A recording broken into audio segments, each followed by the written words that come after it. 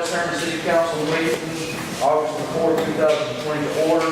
Before we get started, we'll have a prayer by Councilman Wright, followed by the pledge. Councilman Wright. Yeah, we don't please. Father, as we begin this meeting here tonight, we pray that your spirit in battle of God's compassion as we consider the business of our city. Father, may your actions be pleasing to not only our neighbors, but to those throughout the world as we go through these times that we're in at the present. Lord, so many people are suffering, and we pray that your spirit would give them comfort from all that's happening across the world. Our prayers for your wisdom and guidance for all of our people during this time and leadership. Helping to get us through the things that we face. Christ, in His prayer.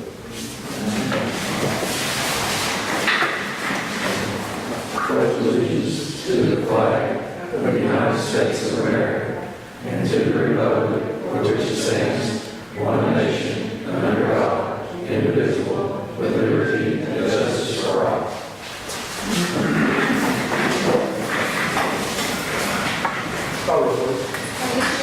Here. Ernie Holly. Here. Tim Johnson. Here. Kenny Me. Here. Sam Russell. Here. Lonnie Wright. Here. I'd like to declare a quorum. Motion to approve the minutes of the July the 21st, 2020 meeting. I make a motion. Motion by Councilman Johnson, second. Second by Councilwoman Harris. Councilman Johnson. No, sir. Councilwoman Harris. No. Floor is open for discussion. Call roll, please. Alicia Harris. Yes. Ernie Holly. Yes. Tim Johnson. Yes. Kenny Me. Yes. Sam Russell. Yes. Lonnie Wright. Yes. Motion carries. Motion to pay the salaries. Motion by Councilman Wright, second. Second by Councilman Holly. Councilman Wright. Councilman Holly. Floor is open for discussion. Call roll. Alicia Harris. Yes. Ernie Holly. Yes. Tim Johnson. Yes. Kenny Me. Yes. Sam Russell. Yes. Lonnie Wright. Yes. Motion carries. Motion to pay the bills. Make a motion. Motion by Councilman Johnson, second. Second. Second by Councilwoman Harris. Councilman Johnson. No, sir. Councilwoman Harris. No, sir. Floor is open for discussion. Call the roll. Alicia Harris. Yes. Ernie Holly. Yes. Tim Johnson. Yes. Kenny Me. Yes. Sam Russell. Yes. Lonnie Wright. Yes. Motion carries. This time, we'll hear from delegation. If you'd like to address this council, please come to the podium, state your name, address, and limit your comments to 3 minutes.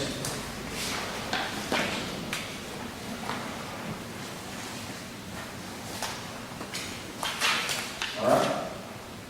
We'll move into reports. Amber, you took the board.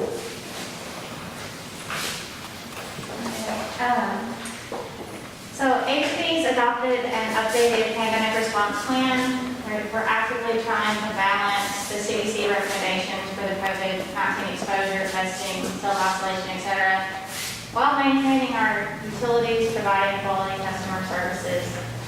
Our customer lobby is currently closed until further notice. We are able to assist all of our customers through our 4 drive-through lanes, and as well as on the phone or internet. You may have noticed that we recently installed an access road from the lower end of the Westfield subdivision to Cardiff substation. This is going to allow us to drive the line to access our outages rather than having to send a man to walk through there. And our cast iron gas replacement project is continuing through the end of the year. A map of the affected area is still posted on our website for anyone's interested. Currently, crews are working in the Walnut Hill area.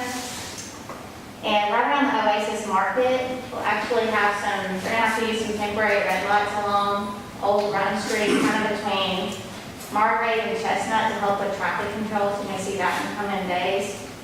I expect that each evening those traffic lights will be taken down. And then lastly,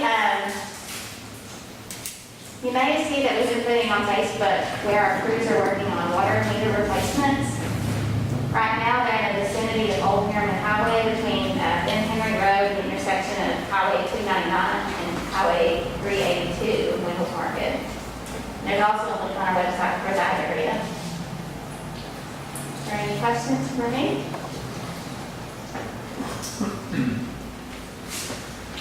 Yep. Thank you. Thank you. Public Works. Thank you, Mayor. Been a long time. This is just a little bit of what we've done since last time we met. So we put a tile in on Brazil Street. It's a 10-foot tile for them. Patch Fan Drive, put curb in on Lincoln Street, Green Street, West Hills Drive, Ford Avenue, Jasper Alley, and Elliott Street. Worked on getting playground ready, putting down the Brother Matt Riverfront. I think we had 2 or 3 days there.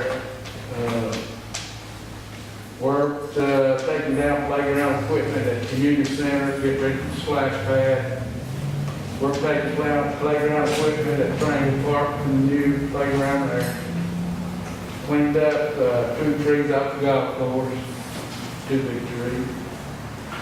Cleaned ditches onto Highway and Garrett Street. Cut trees down on Flint Street, we're taking that topsoil community center. I was dropping dirt at community center splash pad. Patched in front of National Guard Armory work to do that real bad at the city park there, in the city at.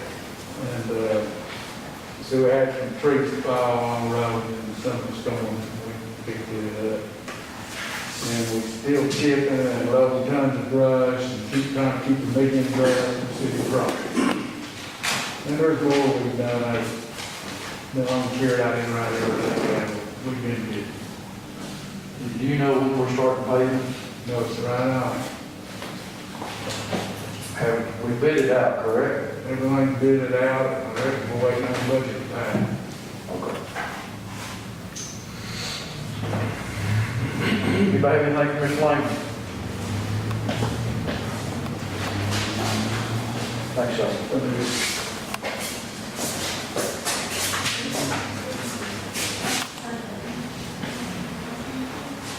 Events?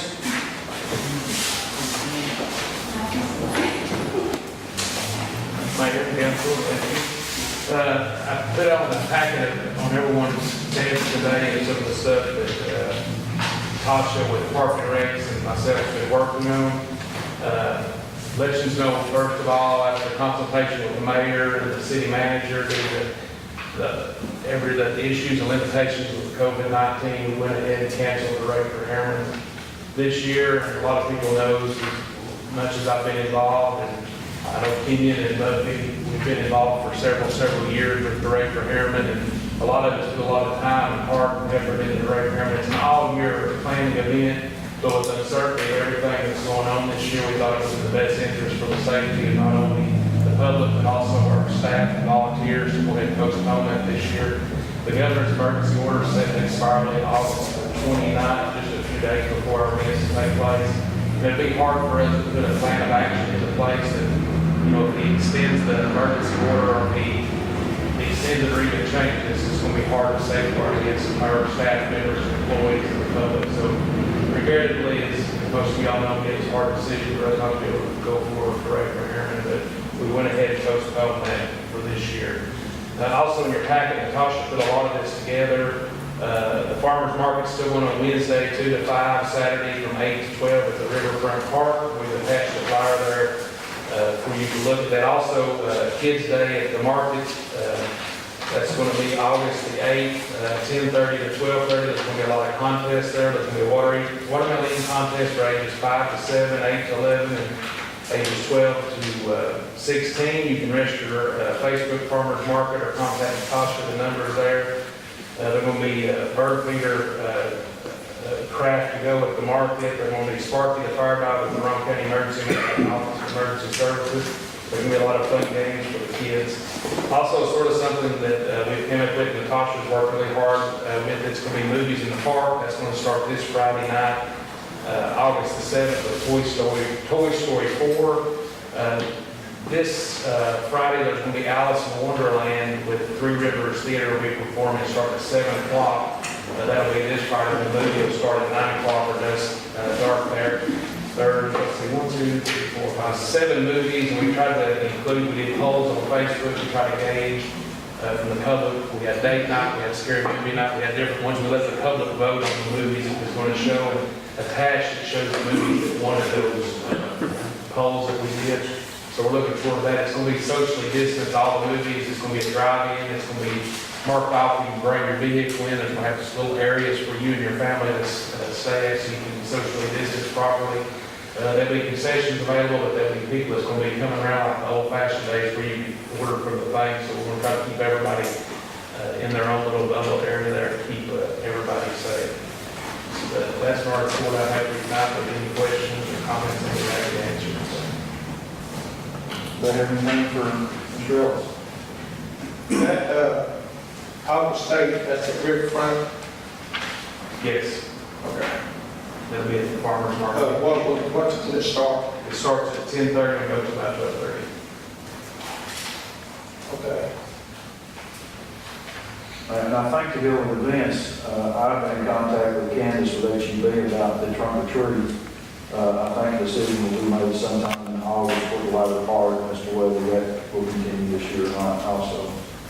So I'm hoping it gets to go forward, but we'll see what happens. So much uncertainty. It's hard to tell. Thank you. Parks and Rec. We're going to be working on football and cheerleader sign-ups. We're going to extend it through the 14th. We've got plenty of cheerleaders. We're still working on trying to get the football players in to sign up. And we've got the coaches and everybody working together, calling, and see what we can do to get them in. Something working, hopefully by the 17th, by enough in there to play. Working with the other, Rockwood and Kingston, everybody working together. We're going to be doing the same thing as middle school and high school with TAA rules to make sure, we follow all that. And we're working on that. We've been working on the splash pad for the last few weeks. I know Tractor's been good, had his trucks down to help us out.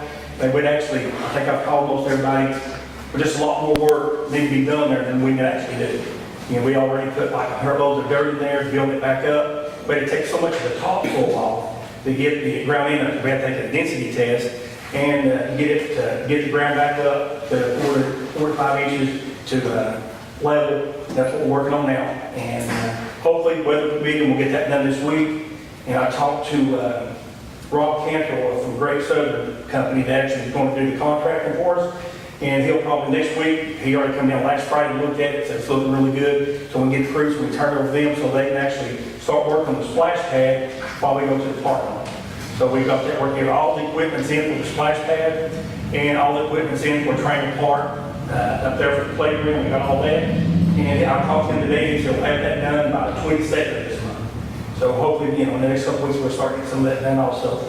We ordered a merry-go-round and some actually taller swings for the Trainer Park, and the merry-go-round's up at Kilfer Park.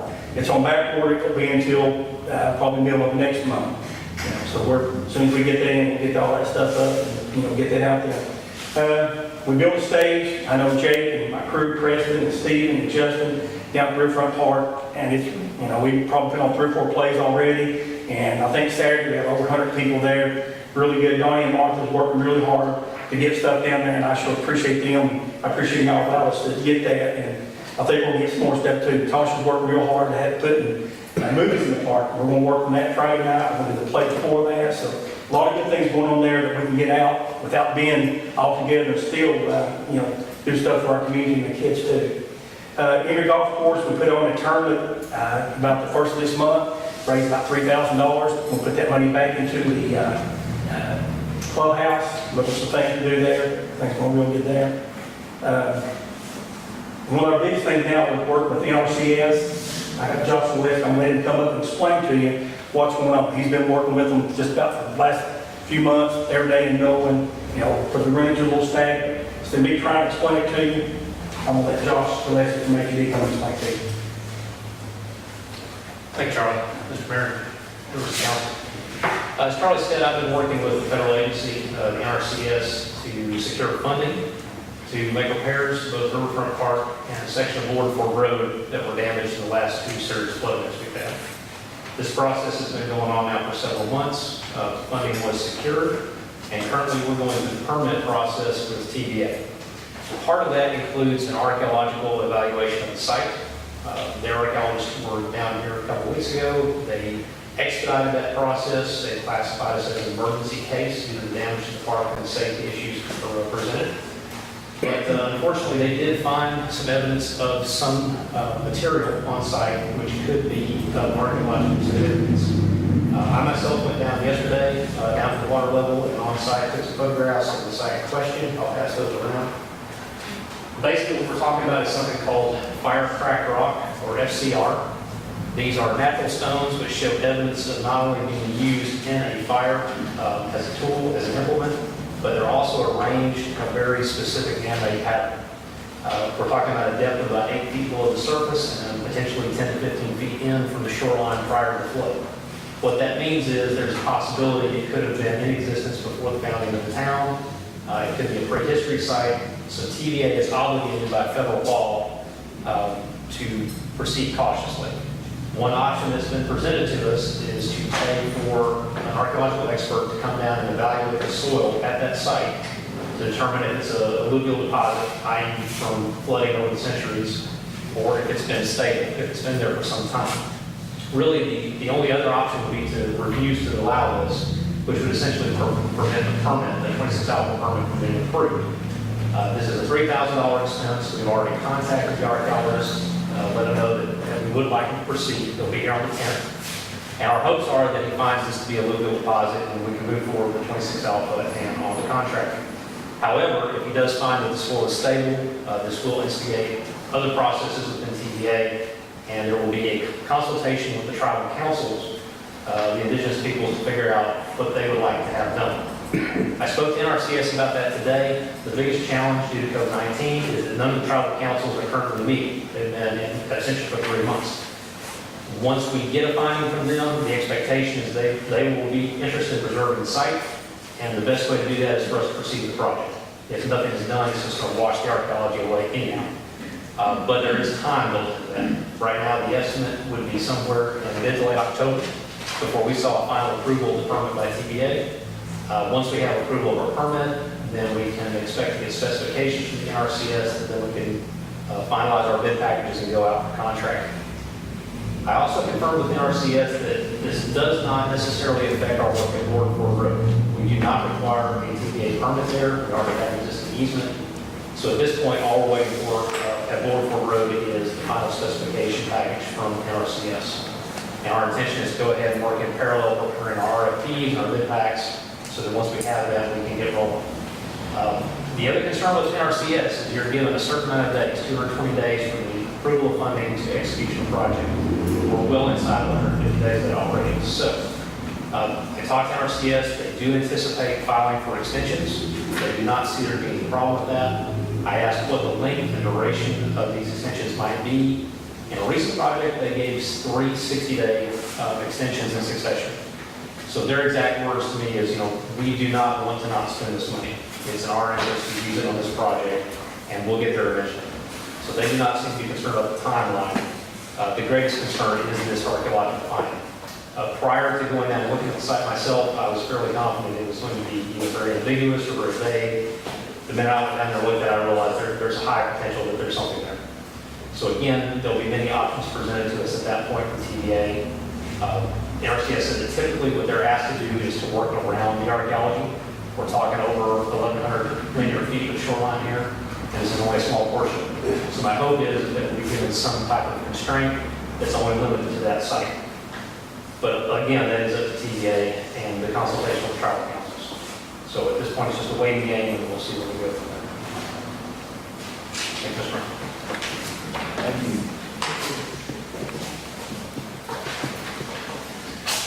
Any more questions? Any questions for me? Any other questions for Mr. Jones? I have one real quick. Are y'all going to do anything to protect that? Like, so nobody don't get down there and mess with it while we're waiting on that results? Because I don't know if they can get to it, but you don't ever know. If somebody knows it's there, they might go there and mess with it. Tell them about where it's at. You didn't know. The site in question is about 300 yards upstream from the Hampton Gravel Bridge. And it's about 8 feet down from the level of the park and about 6 feet up from the water level. To get there, you have to turn to turn. If you're coming off the parking side, you're going to fall in the water. If you're on a boat, you have to climb up the boat bank. So it's good then. Really, the biggest threat right now is the weather itself. If we have a significant rain or a flood event, it could potentially wash all away. Yeah. But there's nothing we can do much about that. We do have orange barriers about 10 feet off from the shoreline for safety reasons anyway, and plenty of signage, so nobody should be going over there Okay. for legitimate purpose. Thank you. Thank you, Josh, for coming down and sharing that with us. Thank you, Charlie, for your report. Yes, sir. Library. The library opened back up to the public on June 4th. Opened back up to the public on June 4th. Everyone was glad to be able to come back in and actually pick up their own books. But we still have some that would take books out to the car too, that are fearful and does not want to come in. And of course, we clean all the materials and furniture and computers after each person and make sure everybody is good. Federal government offered a grant to the library, which I think I told you all about the last time, the CARES grant. We did receive it. We don't have the signed contract yet, so I can't actually spend any money, but it's for $3,510. Of course, to buy specific things with it, hotspots, 3 hotspots, 4 Chromebooks. All this can be checked out when we get it. And Wi-Fi extenders so that it will go out in the parking lot better, or if something happens and people need internet. And also cleaning supplies, $608 in cleaning supplies. And hopefully all this stuff, when it gets checked out, will get returned to us, what we're hoping. And the library will again be applying for the LSTA grant, which is the Air Tech grant that we apply for every year. We're hoping to get another AWE learning station. We have one. It's a children's computer, and it has always really neat educational games, and it is always very busy, so we're hoping to have another one so that the kids don't have to wait in line for that. But they are very expensive. They're $3,199 for just one. But well, I'm going to ask for it on the grant and a monitor, a couple of monitors and a scanner, but this is a matching one, 50% matching, so I may have to let some of those go, some of the ones go. But the CARES grant was the one from the federal government was completely paid for. We're still working on the top grant. We hadn't been able to have our computer classes. It's a big thing. And I'm hoping that we can after Labor Day, which the top grant pays for, and they also pay for us to have more hotspots too. And we're in the process of getting all those catalogs so they can start being checked out. And the coding is still online, so we couldn't do it in the library. So if anybody's interested in learning coding, it does not have to be just children, adults may too, because it's really very interesting. It can be done online, it's on Facebook, or you can go to the library and get the website. We're going to have a book sale from August the 10th to August the 24th. Of course, seniors and people that are at higher risk, we will have them coming in the mornings and everyone else later. And of course, the amount of people will be limited. And it goes on for 2 weeks.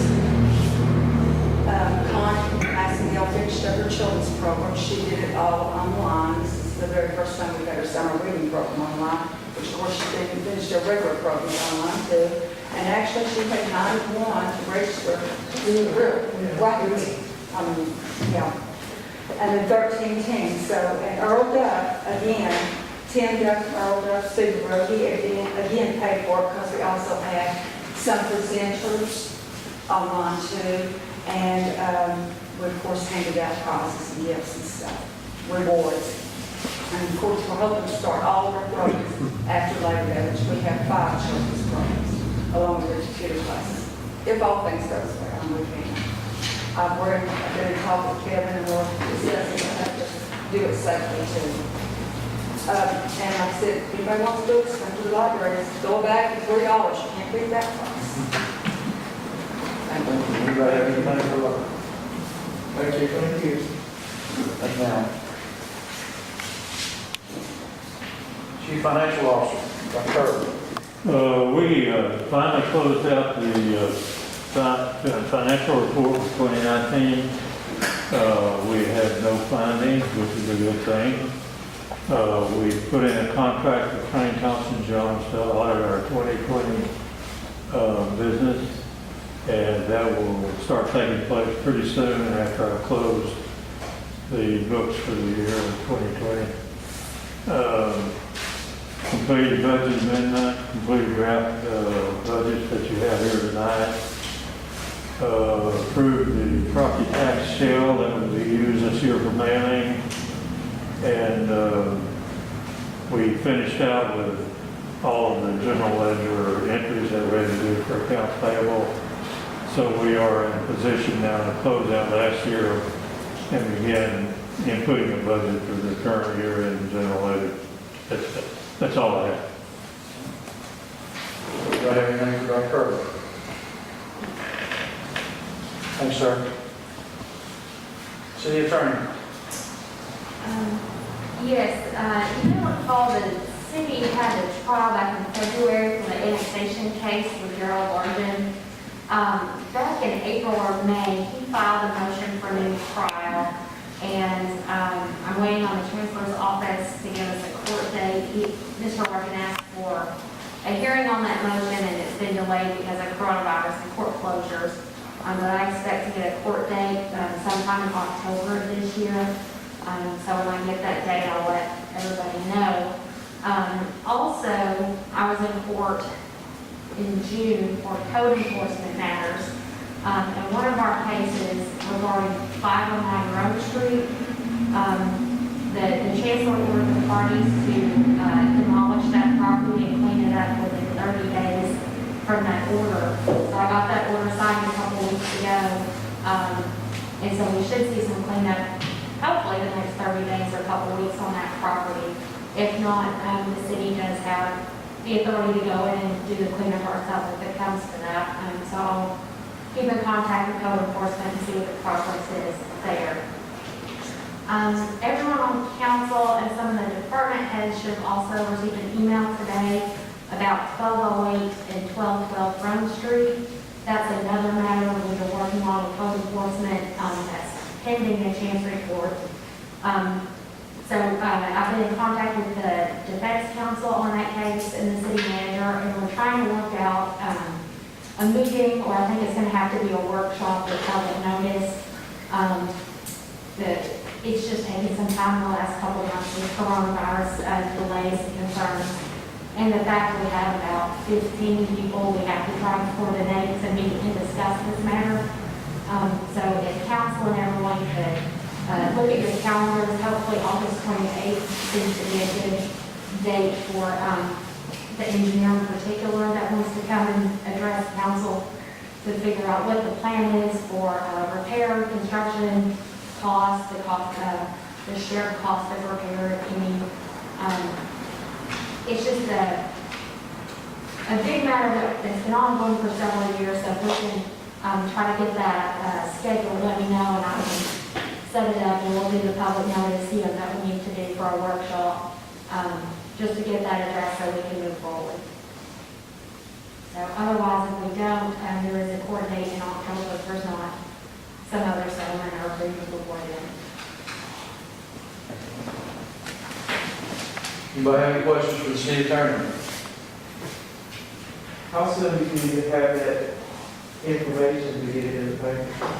I think the city manager said we'll just need a couple of days, actually. The state statutes aren't very clear on like a specific amount of time, but if we have 2 or 3 days, and this is the beginning of the month, so if we can get it scheduled this week or next, we'll have plenty of time to put a notice out there and get it on the calendar.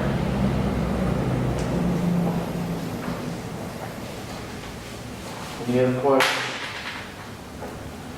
The property that they've got 30 days That's the old jewelry store, Yes, it is. and that's already in process. The court order was signed July 22nd, and it was ordered 30 days. After the court hearing, the defendants actually hired an attorney who contacted me, asking for more time, and I spoke with the code enforcement and asked how they felt about it, and they wanted to move forward because that's been ongoing for several years as well. And the chancellor was pretty hard on his parties that day, that he felt it was an imminent risk to the public that we really don't need to wait. So the order was on July 22nd, so technically their 30 days is the end of this month. Okay. Let me ask you a question about what about the property across the street up here? Have we turned it in? It's got the trees growing out in front of it. The one just on the corner, It's, next to Chase. yes, it's right from Chase, yes. Yes, the issue with that, the property owner is in Georgia, and I can't get him served. I sent it to the Secretary of State and it was returned undelivered. So, I have to work on finding another address for him to try and get him served notice before we can move forward in court. It's filed, but I can't do anything else until I can prove that I have served him notice. Okay. I seen them up here working on this building for about a week ago. We're doing windows, the owner of that building and that building. That's where I was wondering why we wasn't saying what, who's doing what. I can talk to code enforcement because sometimes they have more eyes to contact with people, and so if you see them, we'll try to get them served if we can. Okay. Thank you. Any other questions for the city attorney? All right, thank you, ma'am. City manager. We have submitted to the state the application that they require for each city to submit to plan on using the governor's grant allocation funds. That was available July 1st, and we have since received those funds. So we do have them. They're available to be spent as soon as we pass the budget, and have been dedicated to a particular expenditure. We also have the opportunity to claim reimbursement on some expenses that we've had related to the COVID pandemic. The state is allocating some additional funding for each city and county on a per capita basis. This would be for items that are purchased specifically for COVID-related issues, personal protective equipment, things beyond what you would normally have from operating expense. We also have a reimbursement opportunity from FEMA as well. Some of these overlap, some of them do not. One option that we're looking into, we're still trying to get clarification on, is there is a chance that we may be able to get reimbursement for some of the personnel time. We divided up our shifts and sent part of the crews home. If they were at home not working, if they were at home on standby, then we may be able to get reimbursement for their time.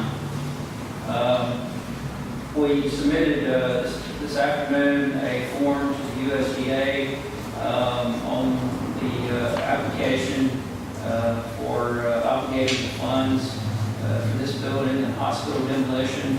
As I understand it, we should, the director of USDA should sign one more paper. Once that's done, they'll send the paper back to us for the mayor to sign.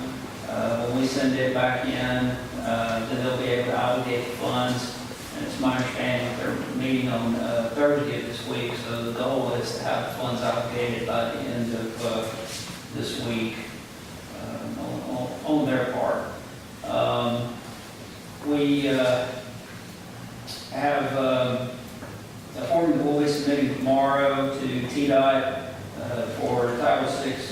certification for all of our grant funding projects that we have through them. It's very similar to the survey that we have to submit to the military department each year, who keeps track of Title VI information. We just recently received our agreement from Norfolk Southern, which was one of the things that was holding up the project, as well as clearance from AT&T on their utilities. So the only thing that we're waiting on is we've talked with TDOT today, and we're trying to find out the status of the right-of-way permit that they have to issue to us. We do have a letter indicating that when they approve the plans, they will issue the permit. Well, they have already approved the plans, so we're trying to locate where the permit is that's supposed to be issued. But in relation to that, we put out an RFQ request for CEI services on that project, so that we can have that ready at the same time that we are ready to begin construction. We've received about 7 or 8 responses, and a copy of those have been sent out to the street committee members so that they can review those and make a recommendation to council as far as which firm to select for that work. And then also on the CMAC project, same thing, we sent those out to the street committee. This is actually for the environmental and engineering design. The only difference there was we only received 2 responses as opposed to the number that we received from the CEI. But I think that's because not as many firms do that type of work, where just about every firm does CEI. And then lastly, there's a mediation date set for later this month in some litigation that the city and HEB has been named in, and the attorney representing us has asked the city to send their representative, and so I'll be going to attend that mediation on behalf of the city, though it is primarily an issue for HEB. Do I have any questions for city manager? Yeah, you did send us out an email mandating masks in all city buildings? I think, didn't you tell us that you were requiring that? Yes. Are you having any issues with that? We have some people that don't wear the masks when they come in. We do not let them come past the lobby in the city office or the police department. I would suggest that maybe you get with Allison, and if you could let us know, and even whoever the enforcer is, the police chief, so we can let all people, whether it's department heads or citizens or council members or media, let them know how it's enforceable, with how we determine if people are 2 years old or less, or if they follow the CDC guidelines.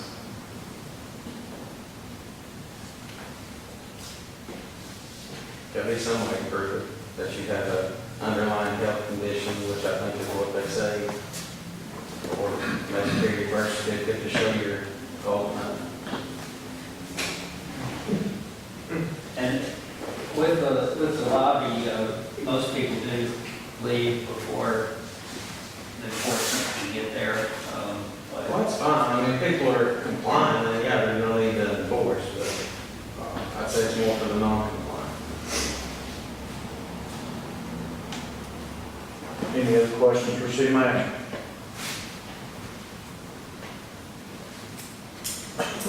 Thank you, sir. This time we'll go into old business.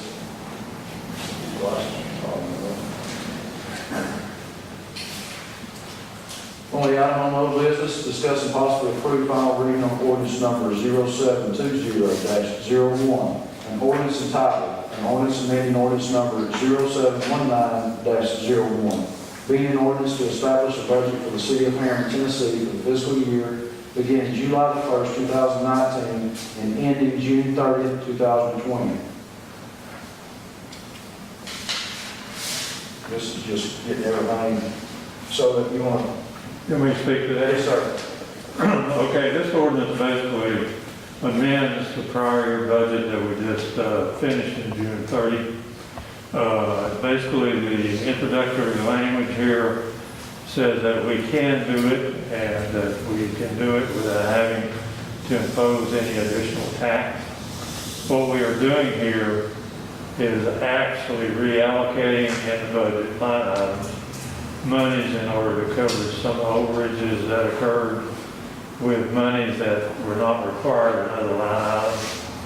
So if you look on the first page, you see the general fund items that need to be increased. Running down that page over to the second page, those line items total $247,557.28. The solid waste management fund had some reallocations necessary that totaled $5,480.82. This is a little different than the first reading where we had some typos, as I recall telling you, and that has been corrected. If you turn over to page 3, you will see the line items in the city budget that need to be decreased in order to cover those overages that we just mentioned.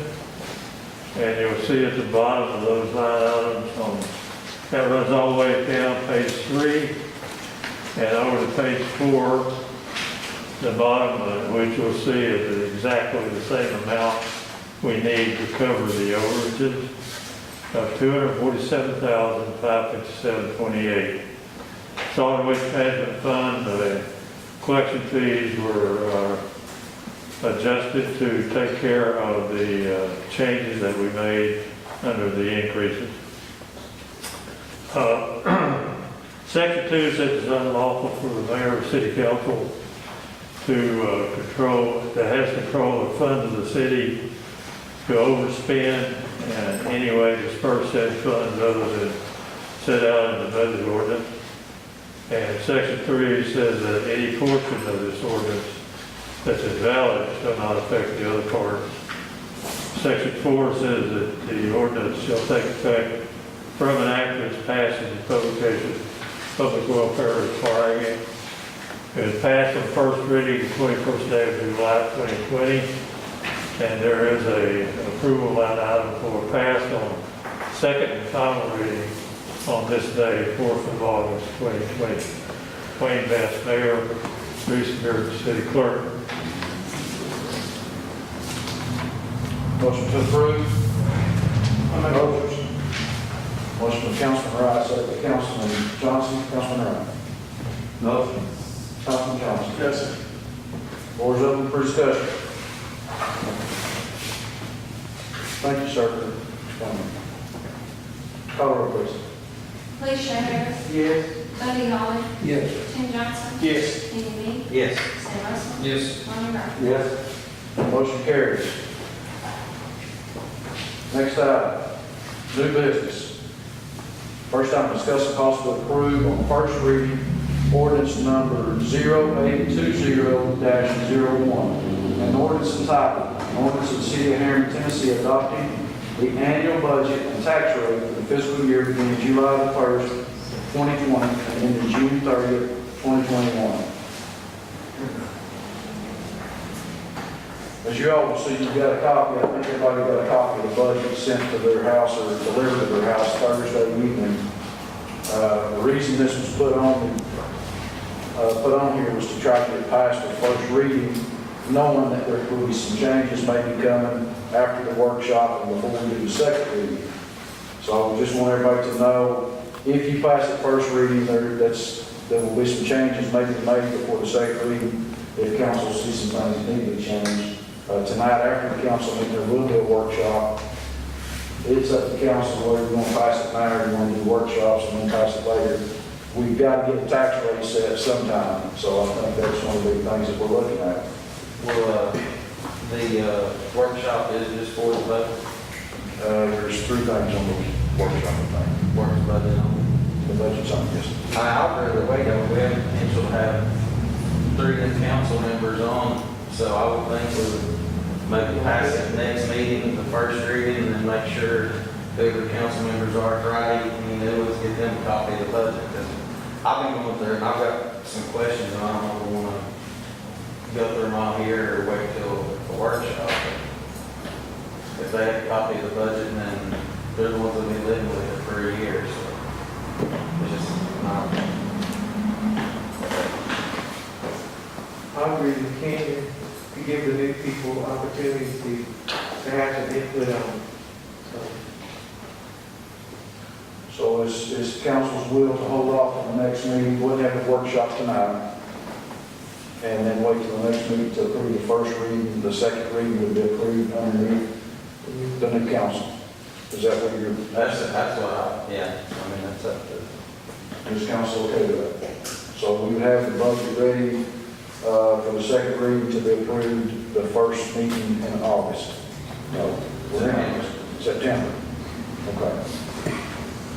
All right, I don't think that's gonna hurt us too bad. I think the biggest thing on there is looking at the tax rate, how we're gonna, which tax rate we're gonna stay with. I might add that we can't order our taxes for the year from the state until we get a tax rate. So it will delay the arrival of the files for the tax rate, but it's still within a time frame that's manual. So if everybody's all right, we'll hold off on that and have the workshop tonight, discuss it, and we'll look to approve it at the next council. Next item, discuss and possibly approve ad hoc committee to study whether voting rights in municipality elections should be extended to non-residents, property owners within the city of Harriman. Let me explain this real quick.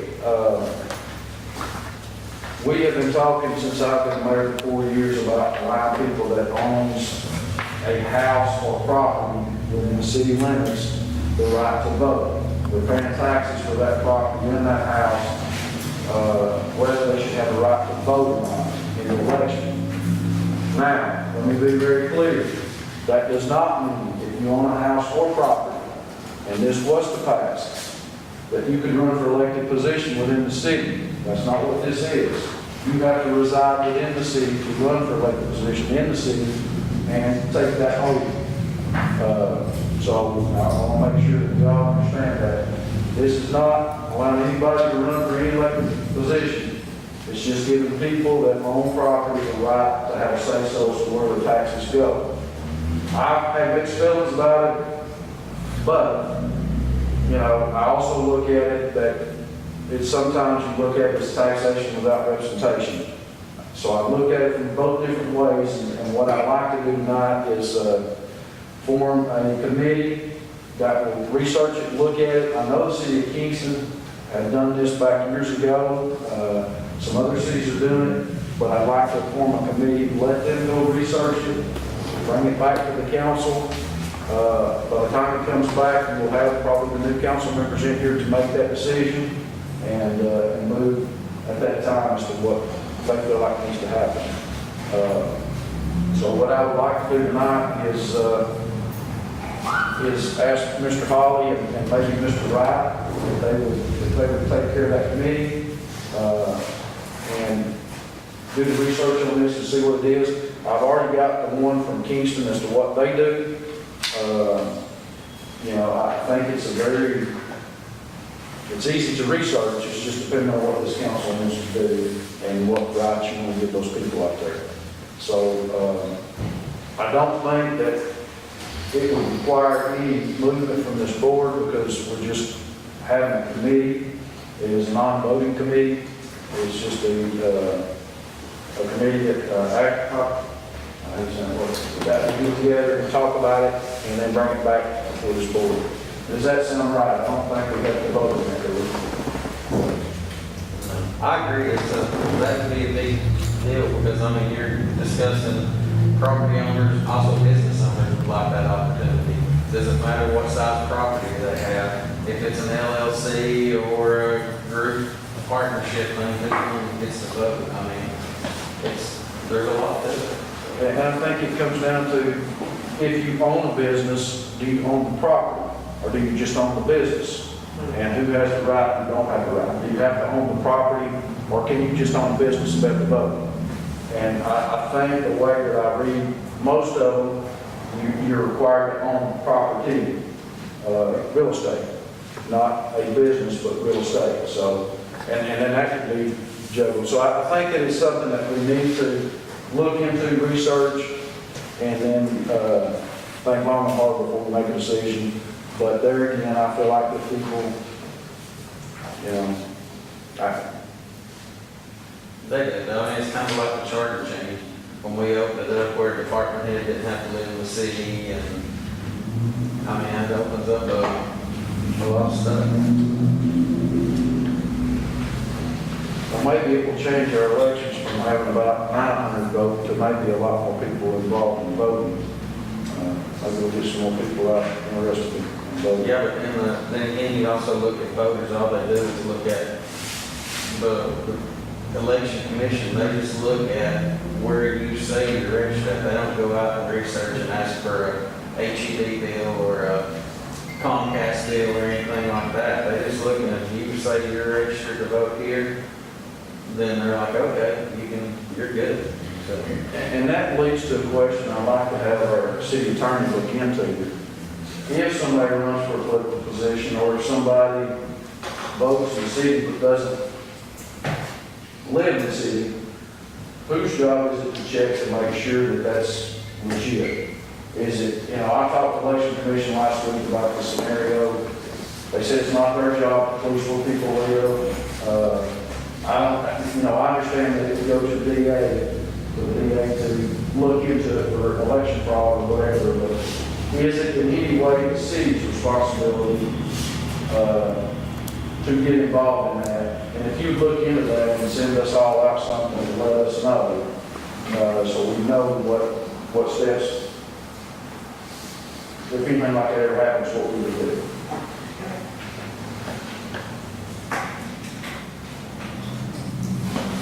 Is everybody okay with moving on that? I would like to, that's all on the agenda. I would like to ask the council to waive the agenda rule. I have one thing, and I got it in an email today. We've been working on it. It's a time crunch. It is a quitclaim deed. I have been working for, even back before I was ever on council, back when I was a fire chief, 100 years ago. There's 12 acres of property that is beside the bridge down here that goes back toward where Drax building is down there, that runs alongside the river, that we do not own. I have tried and tried to get them to sell it to us. They give us a price at one time that was way up there. We couldn't afford it because we looked at extending ball fields and recreation in that area. And my thoughts was always, if we had both sides of the bridge when you come into Harriman, and both sides clear and open, it would make us look a whole lot more enticing than what it does right now. When you look over here, you see beautiful park, and look over here, you see overgrown.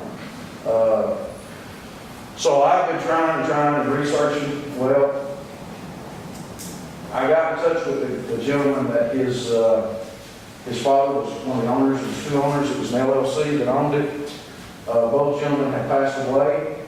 The son lives in Santa Barbara, California, and by talking to him and emailing him back and forth, he's agreed to donate that property to the city. But he wanted us to do a quitclaim deed so he can close out the estate stuff and get everything done. I had Allison draw that up, and Basically, what I'm asking council to do is waive the general rules so we can vote on this, and probably wasn't supposed to discuss it until I waive the general rule, and I apologize, but that's kind of what it is. Motion to waive the general rule. Motion by Councilman Lee, second by Councilman Harris. All in favor, aye? Any opposed, like sign? All right. As I explained, that's what that is. It's 12.9 acres of property, and what it will do, we already own everything on one side of it. On the other side of it, we basically own everything except for Mr. Jackson's property where the old radio station was. We would own everything except for that property. So we would own the whole riverbank all the way around. Now, I'm not forbidden the real estate business and owning all of it, but I think that this could be a big plus. It doesn't have to be recreational. If we find something else that we can use it for, I'm all about that. What I'd like to do is if we approve to take this property, to put it out and listen to the residents as to what they want to see brought in here. You know, I think that we need to put it out on our Facebook page and our website. Let them vote. Let them have a say-so of what they want to see brought into Harriman and see if we can do it. We're already in the process of getting the paper mill site, which is going to be a big plus. But could you imagine the track? Now we can almost go completely around the river and make it very beautiful. So anyway, that's my spiel on it. I'd like to have a motion to approve the quitclaim deed and let Allison continue to work on it and get everything signed and turned over. I'll make a motion. Motion by Councilman Johnson, second by Councilman Wright. Councilman Johnson. No, sir. Councilman Wright. No. Floor is open for discussion. Does that thing go from behind the old Exxon and the old Smith salvage over to the river, et cetera? From the railroad tracks all over the river. Any other discussion? Call the please. Alicia Harris. Yes. Buddy Holly. Yes. Tim Johnson. Yes. Kenny Me. Yes. Sam Russell. Yes. Lonnie Wright. Yes. Motion carries. That's all on the agenda. Now it's council remarks. Councilman Holly? No. Councilman Johnson? No, sir. Councilwoman Harris? Councilman Meek? No, sir. Councilman Wright? No. Councilman Russell? I don't have anything. We have a workshop afterwards. I want to thank everybody for coming, department heads and stuff. What's up on this? I'm missing if I tell you in the report, if I can have just a second. Yes. You said something that reminded me about it. I wanted to let everyone know that there will be some people down here representing Unitech. We discussed at the last meeting, probably for the remainder of this week, they'll just be taking some elevations and looking at the EPA site, the old paper mill site, to see whether or not that is one of the feasible sites that they would consider later on down the road. So in case you see some people out there, that's what that is. And then also, we submitted a letter of intent to submit a grant if asked to do so, a full application on a multimodal grant, which is the same one we did last year, which is the one that would take the downtown area and create some additional landscaping areas, add some curbing, especially in front of the Princess. And it would basically create the colored crosswalks so that you have some breakup of the downtown area with the intent to give it a more community feel by having those different elements built in the infrastructure, and it also has the tendency to lower the traffic speeds as well through the area. So try to offset negative that occurred when came 4-lane through downtown. What we tried to do is try to offset some of those negatives by turning it into a positive, by trying to capture the increased traffic, but also doing it in a controlled manner. All right, anything else need to come before this council? The workshop tonight, there'll be 3 things on the agenda. Department heads, we'll be discussing the budget, so I would suggest most of y'all stay around at least through the budget session. And we'll move as quickly as we can, because I think all 3 subjects that we're going to discuss tonight is going to be probably take a little time, so you can take about a 2-minute break, and then we'll get started on the workshop. Oh, motion to adjourn. All in favor, aye? Any opposed, right sign.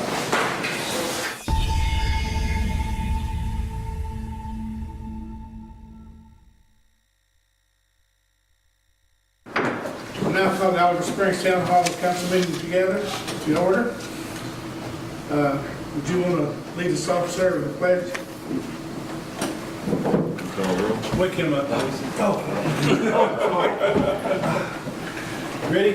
Yeah, place the flag. I pledge allegiance to the flag of the United States of America and to the republic for which it stands, one nation, under God, indivisible, with liberty and justice for all. Brother Joe, would you lead us in prayer, please? Our most gracious and heavenly Father, we come to you and praise your name and bow down to your greatness and pray that we could serve you in such a way as to bring honor and glory to you. Amen. We pray for our nation and the many citizens in our nation that are facing the virus, and we pray that you would offer your love and your comfort and your protection and give us wisdom to understand how you work in situations where we as humans may think it's not the best. Help us to always remember that you can take the lemons of life and squeeze it and give us lemonade. Help us to look for the lemonade that comes from the Holy Spirit, that we can take that and use it to serve you. All things come from you, and all things are good that come from you. We pray for these men and the women of our town as we deliberate and serve you, that you would give us wisdom to manage what you have most abundantly given us. We pray for our servicemen and women abroad, and we pray for our nation with the conflict we see in all the cities and counties where folks are upset for various reasons and even becoming violent. We pray that the Holy Spirit would be invited by these folks, these many folks, into their hearts, that they could understand how you work and how that your Holy Spirit can soothe the differences between these angry people. We ask all these things in thy Son's name. Amen.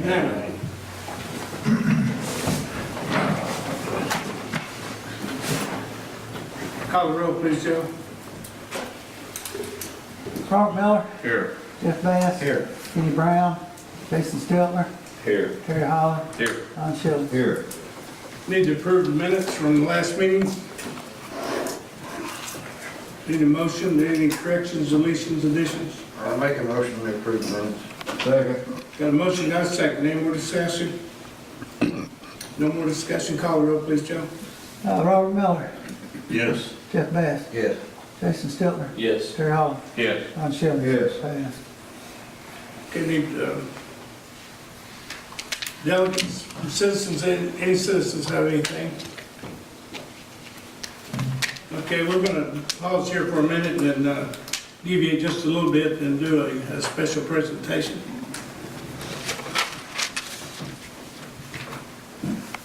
For this, I got to put on a jacket. I'm sorry, be a second.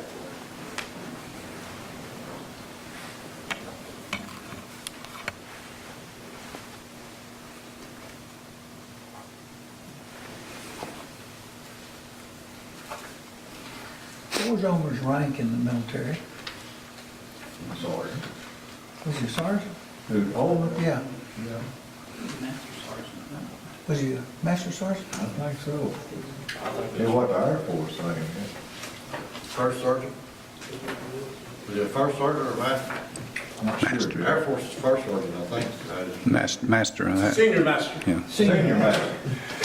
Ed, would you come forward, please? Yes, sir. We don't normally wear uniforms at council meetings, but Brother Eddie here is receiving something special tonight. If I can get it out of the case here. Sometimes the military recognizes veterans who passed and then passed away, and Eddie didn't receive a flag as his dad's passing, and he was a member of the United States Air Force.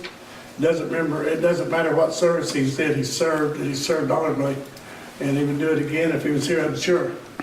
So, Eddie, on behalf of the United States government, President of the United States, the United States Air Force, State of Tennessee, the town of Oliver Springs, in great recognition of your father who passed away several years ago, I present you this flag in remembrance and in his honor.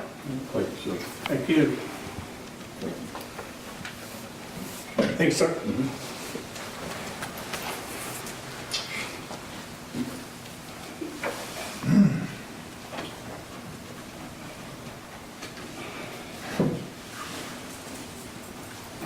Get the chair right here. Thanks for allowing me to take the time out for that. We don't normally do that, but it's justified and it's an honor to do that. As being a retired guy, I get present those sometime, and it's not pleasant at a funeral, but it's pleasant to do it. Okay. I have thanks for the prayers that I checked positive, as you all know, on the 11th of the month in July, and I got locked up for about 10 days, and I was out of commission for a while, but everything went well, and I never was real sick or anything from it, so the good Lord was looking after me. And He has for many years, and I appreciate that. Thank you, Jesus. Okay, as we commented earlier that this meeting's will be long, these guys know it, and we'll get through it as soon as we can. So we're up to City Manager. Yes, thank you, Mayor. On Tuesday of next week, Roane County Sheriff Department has agreed to mow the Oliver Springs Cemetery. I would like to thank Sheriff Jack Stockton, Chief Deputy Tim Phillips, and Robert Sparks for their willingness to mow the Oliver Springs Cemetery and for all the good works they do for our community. Thank you. That's all I have. Takes a big burden off of our workers, and it makes our cemetery more presentable at all times, and we do appreciate that. Mr. Miller?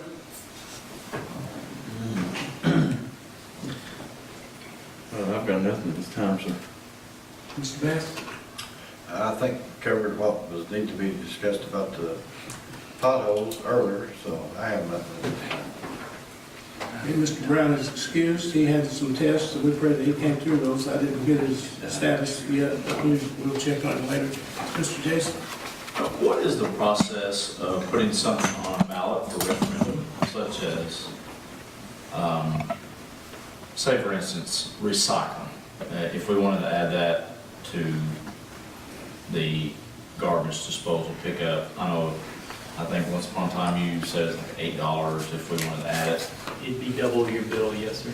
Okay. Yeah, I think that the garbage basically for recycling, besides recycling bins that we have that are free, Right. to have a bin and to have it sitting out, I did contact Waste Connections when we talked about it a little while ago, just to reiterate, I think it was whatever your bill is, it'd be doubled, because they used to make money off of recycling back in, I guess, early days of recycling, but now, for some reason, it's not profitable, so they just pass the cost on to the consumer. Right. So what's the process of doing like a referendum vote? Because I would feel uncomfortable voting on behalf of raising everybody. It's $8 or $10. It may not be a lot, but for some that is a lot. And they may not share the same values that I share about recycling and, being environmentally friendly or a steward of the environment, whatever. So what would be, put it to the people and say, hey, if you want it, then sure, let's do it. If not, fine. What would be the process? Do we know? I bet Joe does. You have to have a petition signed by a certain number of the voters that voted in the last election. 66%, and I think it's 65 or 66. 66 or 65%, I think. You got submitted so Of the last, days early. last vote. In the governor's election. In the governor's election. Right, so 2018. But you know, on that, you talk about recycling everything that Jason likes. Just like, yeah. Plastic, glass. Yeah. And then you would have to furnish, they would have to furnish containers and. Yeah. Like the city And over these here. big places like Seattle, which I don't want to really talk about Seattle, but, that's that place. I mean, them people out there, they pay quarterly, like $1,400, $1,500 quarterly. It's a good idea. Yeah. $8 or $10 a month, that's reasonable, but that's just an idea. I know that Mr. Brown had mentioned it earlier about, a new building for our maintenance, department. Have we been, I know since COVID has messed your all schedule up, have you been able to even look at that, like putting together some numbers or? Once the budget's approved tonight, then the 20,000 will be released to start that work. Oh, okay. But the work, I'd like to use as much inmate labor as I could, so when they come back is when we'll probably start on it. So it may be delayed a little bit. Okay. And the last thing, which you just brought up, inmate, I'm assuming they're still shut down and will be for a while since the flare up. I spoke with Mr. Lee Dodson from the Department of Corrections. He's the assistant commissioner. And the other day, maybe 2 days ago, and I asked him about our inmates and when they'd be released. And he had told me that he had been reviewing the COVID-19 numbers, and for Anderson and Roane County, the numbers have been going up. So at this time, he can't release the inmates until the numbers go down. The good news is that the sheriff of Roane County has agreed to allow us to have their inmates mow the cemetery. So that's going to really take a big burden off, and I'm really happy. That happened just today. We just found that out today. So, and we even have a bid for cemetery mowing on the agenda because that happened a month ago. Now today we have good news. Are they going to mow it several times? I'm sorry. No, you're fine. No, you're fine. I'm good. Is that a one-time thing? Is it going to be? My understanding of it is we're going on to their rotation. Do we know that for sure? Verbally is all I got verbally, but it's on their rotations, my understanding. At least the rest of the season? I hope forever, to be honest with you, because that would be wonderful. At least you for the season. Huh? At least you to get it the rest of the season. Yeah, the season would be good. One time would be more than I could ever ask for, but they've gone really above and beyond, and I really appreciate them being willing to take on so much for us. That's all I have, Mayor. Thank you. Okay. You're up, Jerry. I'm at a loss. On Midway Drive, there's I guess we'll call it modular home, but since it's on blocks, I don't know, what do you call that? I mean, isn't that supposed to be foundation put underneath that thing? Yes, we blocked underneath, yes. I've checked on that. I think Omer and I have talked about this one, and we've checked on it, and he's got a building permit to install it, but he just hasn't yet. I can get with Glenn and find out what's going on. That's a requirement. It has to be blocked all the way around. Yeah, it looked like they're dug in to me, and we already got front steps built. You got your front steps in the way to do what they're doing. Is that the greenhouse on Midway that's not? No, it's 115 Midway. Yeah. It's on the right. Is that the double wide? Yeah, it is. That has 90 days, doesn't it? It had 90 days. It's 90 days. It's been up for a while. Okay, I'll turn it in. It needs to be fixed. It looks horrible. It is I drove by that the other day, and I thought about, you and I discussed that, about them having 90 days, and I'll get with Glenn and get that enforced. But that should have been part of the package when it bought that thing, I'm sure. Well, that's in our charter. It has to be blocked, correct? It has to have a block foundation under it. So I know it's one next door has the. It has to be finished, just like that. Anything else? No, that should be another. Mr. Don? Nothing. Everyone's pretty much saying what everybody else was talking about. I was just curious about this, the inmates, working the rest of the season, or whatever they're gonna do. The mowing Yeah, inmates. the mowing. I believe the city manager and the guys has got kind of a verbal agreement. They feel, he feels kind of confident they'll be doing it the rest of the year. You know, he just don't have it in writing. Probably wait till they do it once. Well, they drove by and looked at it.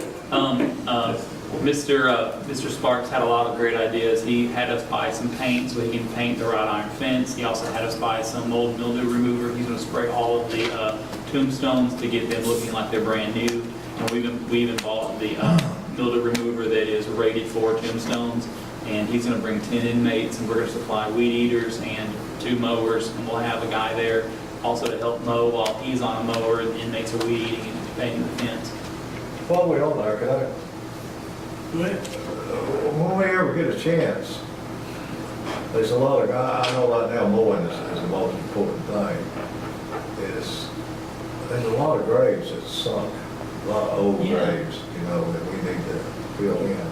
That actually, If Buster, we ever get back to normal, I'd like to see that happen. Buster had planned on doing that before COVID-19 happened. That was one on his list to do. There's a lot, I'm sure that a lot of the old ones, you know, they probably know the sentence here, you know, probably. But there's a lot of them. There is a lot. When you say COVID-19, and out in the middle of a graveyard by yourself, how could it get any better? He lost all of his labor, that's what I meant. Oh, yeah, but you meant he was gonna do it. Hey, can I ask you, since March, how our tax numbers looked, sales tax in the city? I was gonna talk about that. Oh, okay. I'm He sorry. hadn't got his turn, I'm sorry. Yeah. Was you done? I'm done. You Yeah. can- You kind of missed him there, Mayor. Thank you, Don, I'm sorry. No, I was gonna talk about this on another topic, but I'll go on and breach it now that you brought it up. Well, I didn't mean to miss you, I'm No, sorry. you didn't miss me at all. He talked about the graveyard. Yeah, I covered everything. But this was was going to be in addition to another item, but I'll bring it up now. If you remember, the next item on the agenda is the budget. And as you all remember, we spent a very long time on this budget, and it came out, really pretty good. But the thing with the budget is that we were recommended to take it 10% lower for sales tax. Well, I don't know how it's going to turn out for the rest of the year. I don't have a crystal ball, none of us do. We buy stocks if we did. But the local sales tax for June came in for $57,358. This time last year in June, it came in for $42,762, a difference of $14,500 in 1 month difference. And remember, we built our budget with shrunk numbers, and these numbers are coming in like higher. I mean, that's well over 10%, and we took ours down 10%. So the budget if it keeps trending like this, we'll be doing all right. But the new assessment we got, that rate won't come into effect the next year, right? That rate is being passed. Because we have to lower ours, right? Yes, that rate's being passed tonight. Now, y'all's rate was at $1.32 for Anderson and Roane County. Now it's going to be $1.1394. So your escrow will stay pretty close to the same. Some will go up by a few dollars, some will go down by a few dollars, but it's going to be it's leveled out. So, I don't know how to explain it. I've been having a hard time trying to explain this, but, if you're buying a candy bar for $10 and it's a 10% tax, you get 10 cents in tax. But if that same candy bar is now $1.50, you only need 7.5% tax, whatever, to get the same 10% out of it. Don't check my math, anybody, but that's what I mean. So as one goes up, the other one can go down because the same product at the end comes out of it. So even with it going down to $1.1394, you should keep the same escrow amount, if not within $1 or $2. We checked several different properties and, compared the $1.32 to the dollar, at that time we figured $1.14. And there's not a whole lot of big increases, but there's not a whole lot of losses either. Yeah, there's, Some of them is like $3, $4, and some of them, I think the most I seen was a $20 increase, and then there was a $2 or $3 losses, so.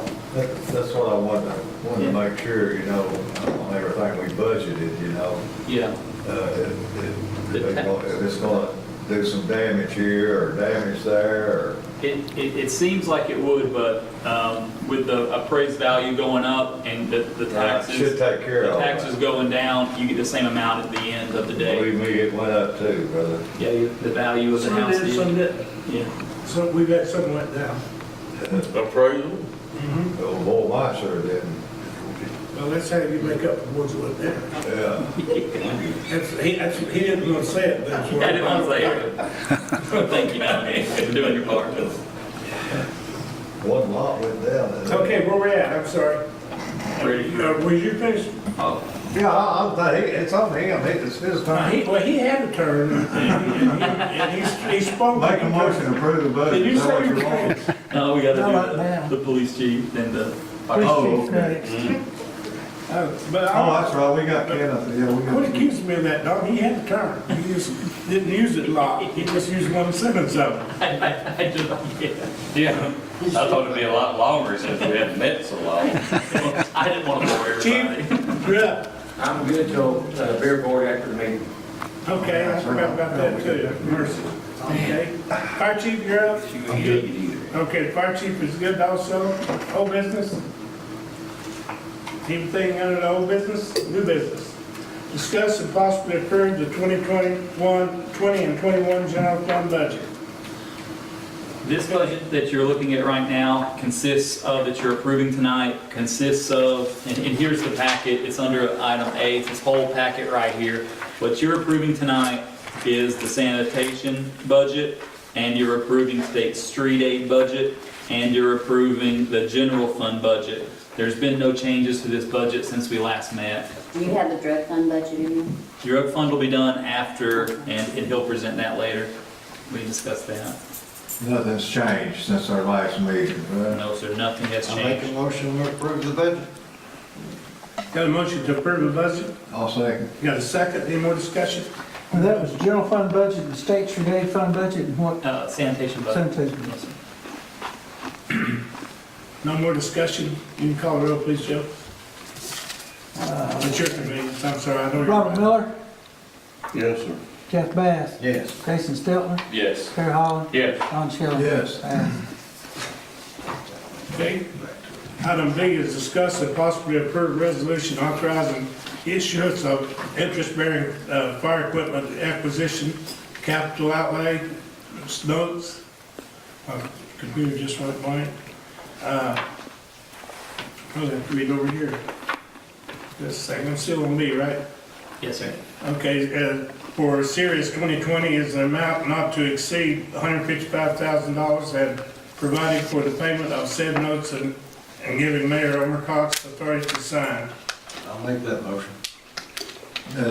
I'll say, is this for the fire? Yes, sir. This is the fire truck. This is to do the paperwork for the fire truck. Just the paperwork. I mean, you ain't found out? No, he ain't found one yet. I ain't found one. Okay. But this is to give him the money, and Omer needs to be able to sign all the closing documents. Okay. Okay, we got a motion. Did we get a second? I'll second it. Okay, got a motion and a second. Any more discussion? And this was equipped as requested. Yes, sir. It's equipped as requested. Will be equipped Will as be. requested, yeah. Okay, call the roll, please, Joe. Robert Miller, Yes. Jeff Bass, Yes. Jason Steltner, Yes. Terry Holland, Yes. Ron Shell. Yes. Okay, that's passed. Item C is discuss and possibly approve employees handbook changes, section 2, classes of employees.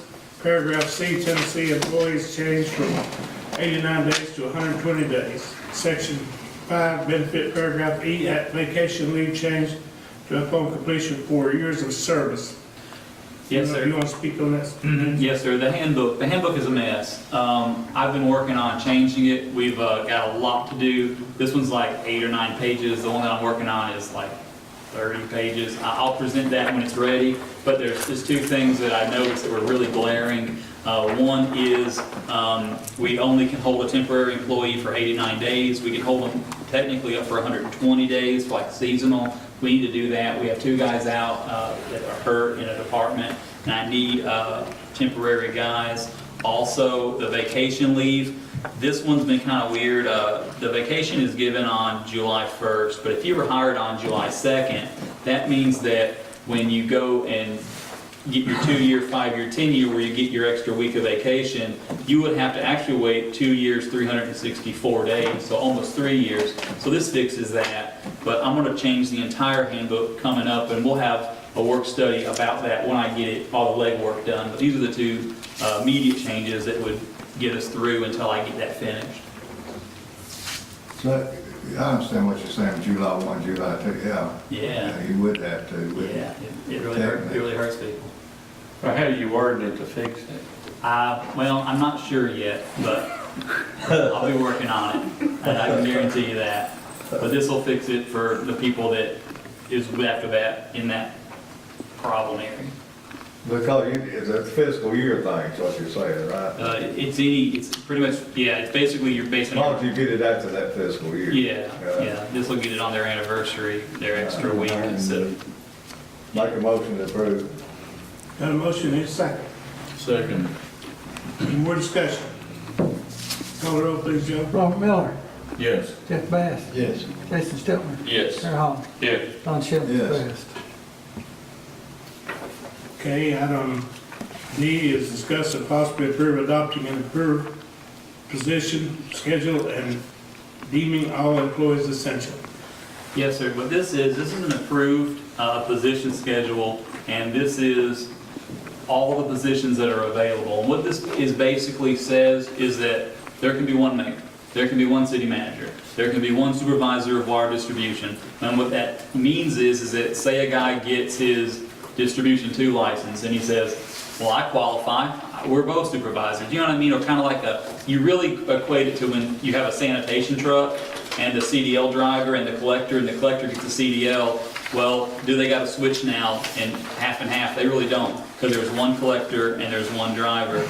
Like on the wastewater plant, I have it down for everyone to get their Operator 2 license, and for the water plant, I have it for everyone down to get their grade 3 license. Even though we don't have everybody licensed, the position is available for them to be. So that's what this means. It's basically like a long time ago when I was a young man, I worked in a laboratory at a water plant, and I was a laboratory technician, and I got all my licenses, and I was ready to be moved up to a laboratory analyst. And they said, well, the position was open and you didn't put in for it, you're still a technician. And I said, well, I'm qualified. And they said, doesn't matter. There were 2 analysts and 1 technician, and when the analyst position was open, I should have put in for it, but they hired somebody else who then could move to that. So that's what this approved position schedule is. It's basically saying all the positions that we have in the city, even though we may hire at a lower position, they can still move up to that position in time.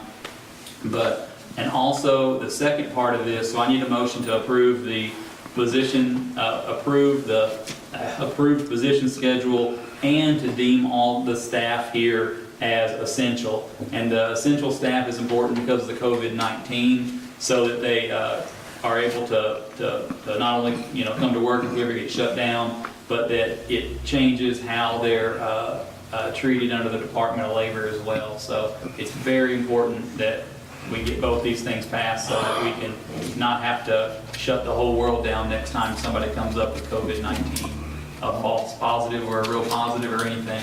Essential employees come into work with wearing masks, and non-essential go quarantine for 2 weeks if they've been exposed to somebody with COVID-19. This fixes the problem that shut City Hall down for 2 weeks. And so that's what I need. I'll make the motion. I'll second. Motion and second, any more discussion? My question, so you're kind of saying,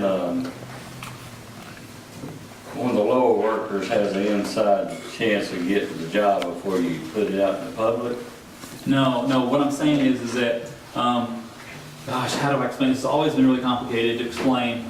Basically, what I've done here is that on this approved position schedule, I'll have 1 supervisor, and then maybe everybody else is, a distribution worker too. But just because they have the same qualifications as the supervisor, that doesn't, they can't, there's not two supervisors, there's not two mayors, there's not two city managers, there's just one of each, and it just tells how many of each we have, and this also tells how high up they can move up. So say if on water distribution, we have water distribution crew worker 2, we have two slots. Now, one guy may not have a license, but you need a license to be qualified to move up to the 2 rank. This actually sets it up so that he can get licensed and he can move up to the open slots, because when he was hired in to be an operator 2, but he is a trainee. But when he gets his training done, then he will be an operator 2. That's the best way to describe it. It just sets how many of each in each department and of how high they can go. Because if you were to put 2 supervisors on distribution, you can hire 2 supervisors. If you were to put 4, you could hire 4. But because there's only 1, you only have 1. And that's how the approved position schedule works, is that it sets how many of each you're going to have. Get clear as mud? Yeah, I was Clear as going to mud. say that. Okay, do we have a motion and a second, right? Call the roll, please, Joe. Robert Miller. Yes. Jeff Bass. Yes. Jason Stiltner. Yes. Terry Allen. Yeah. Ron Schilling. Yes. Passed. Item E is discuss and possibly approve the town of Oliver Springs purchasing 426 Kingston Avenue, purchase price not to exceed $25,000. Where is this? It's a building we tore down. I mean, next to the building. We gotta buy it? Huh? We have to buy it? We don't have, the one next to the one we tore down. Oh, okay. The next one up, 426, we tore down 428. We paid rent to get tore down, that's our. Well, we're beginning the process of retrieving that money or the property in lieu of the money. So this is the house next to the one that was tore down? Mr. Mundy's house. Well, I couldn't make heads or tails out of that map. It came out black and white. Yeah, you couldn't tell. Yeah. It's next to the last building. 428 was tore down, it's 426 is next address. Is there a house there? There is, and it's been brought up to code, but he's in Florida and he would like to get rid of it. It appraised at $32,000, he was asking 30, and he said he would take 25. What are we gonna do with it? We hope to sell it to the historical society if they get their money back, where they can make a park there in that area. Hope. Well, if we don't, we can sell it to anybody and let them put a KJ or something in there. They're gonna park way down there? Do what? The No. The plan was, prior to me becoming mayor and he becoming city manager, was you guys had voted to try to get all those houses. Yes. Okay, on Kingston Avenue. Yeah, that was. They got them appraised, and I got the stack of appraisals right here behind me. We got them appraised, and we got it deferred to purchase those, they become necessary. At that time, they had $300,000, $200,000 in savings over there. It was historical society through the historical, it was the housing authority to the historical society and city council, or the city was going to try to make a park there. Okay? Right. To do that, they had to have that property. All the property owners agreed to sell. Right. But we got hung up and nobody never took any action or never got anything started. So We finally got the one house condemned and tore down. It's been condemned since why don't we 2015. buy the whole block? Well, we could, I guess. You want to make that motion? No. We can't do it now, but we haven't got the promise Get a now. good start on it. Our promise is knocked out. Okay, well, we can let it go like it is. That's why we're having the vote. You mentioned selling to the historical society. I don't know if we can sell it to the I don't, historical that's what I'm society thinking. I don't think we without can. putting it out for competitive, on. Well, what it does is HUD don't- does I didn't mean historical society, I meant housing authority. Oh, okay, there you go. Did I say historical society? Yes. Housing authority, but HUD can purchase, it's a government agency, so HUD can purchase that. Right now, HUD's got their money tied up, and they took it back because they had on there with Credit card. with a cash problem. And they took the money they had in savings and put it in Nashville somewhere, and Senator Yeager's trying to help us get it back, and HUD's, or the Housing Authority's trying to get it back. I misspoke when I said historical, I meant Housing Authority. You make that the mayor's residence. That's probably a good deal, but I don't think we can go into real estate business. Well, I we think can't, buy but it, yeah. You think so? I think we can buy it. if we're in the position we're in right now, we're trying to condemn some of those houses. I'm not gonna name the houses. Well, I'll go along with that. If we get those houses condemned, those before we condemn them, those people can sell to anybody. Now we've got new owners. They just bought a house for half price and they don't want to sell. So then you got the property tied up again in the same shape you're in. There's a reason to have the property done, that they can make a nice playground or a park for the seniors over there. I thought they was gonna make something like a warehouse or. No, there's a thing that they wanted a place to put their lawnmowers and their site maintenance stuff, but they've got ample room over where they're at. I think that whole section was like $400 and something thousand. Less than that. Was it less than that? Yes, but anyway, So are we going to acquire the it's up, property? again, let me say again, I read what we asking for, and it's up to you gentlemen to either deny it or approve. Okay, so to do that, we have to have a motion, we have to have a second. To get a motion or not get a motion, it's failed for lack of a motion or lack of a second, either way. So it's the ball's in your court, I've spoken on that one. Where will we get 25,000? Budget-wise, how do we look? Well, it would come out of unassigned fund balance, it would come out of the savings. Ramona's here, do you know the current amount that they have in savings? Not that we should or shouldn't take it, but just what the amount is. Actual savings, we've only got a $50,000 CD. The rest of it is actually in our checking account. And so that balance is, The undesignated fund balance is not actually set yet, because I don't know what it's going to be after we do the budget. Because that's part of that balancing of that budget's going to come out of undesignated fund balance.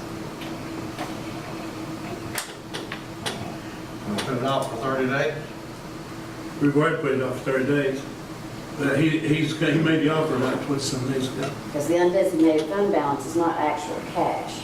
We have to remember that. All it does is just move the money into the budget so it doesn't look like we overspent our present budget. That's true. but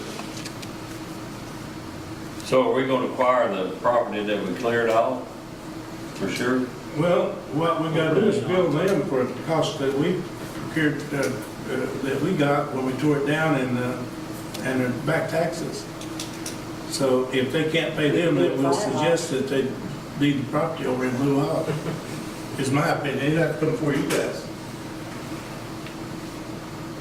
That would be my suggestion If they don't pay the taxes and nobody bids on the tax sale, the town by default will buy it at the back tax sale.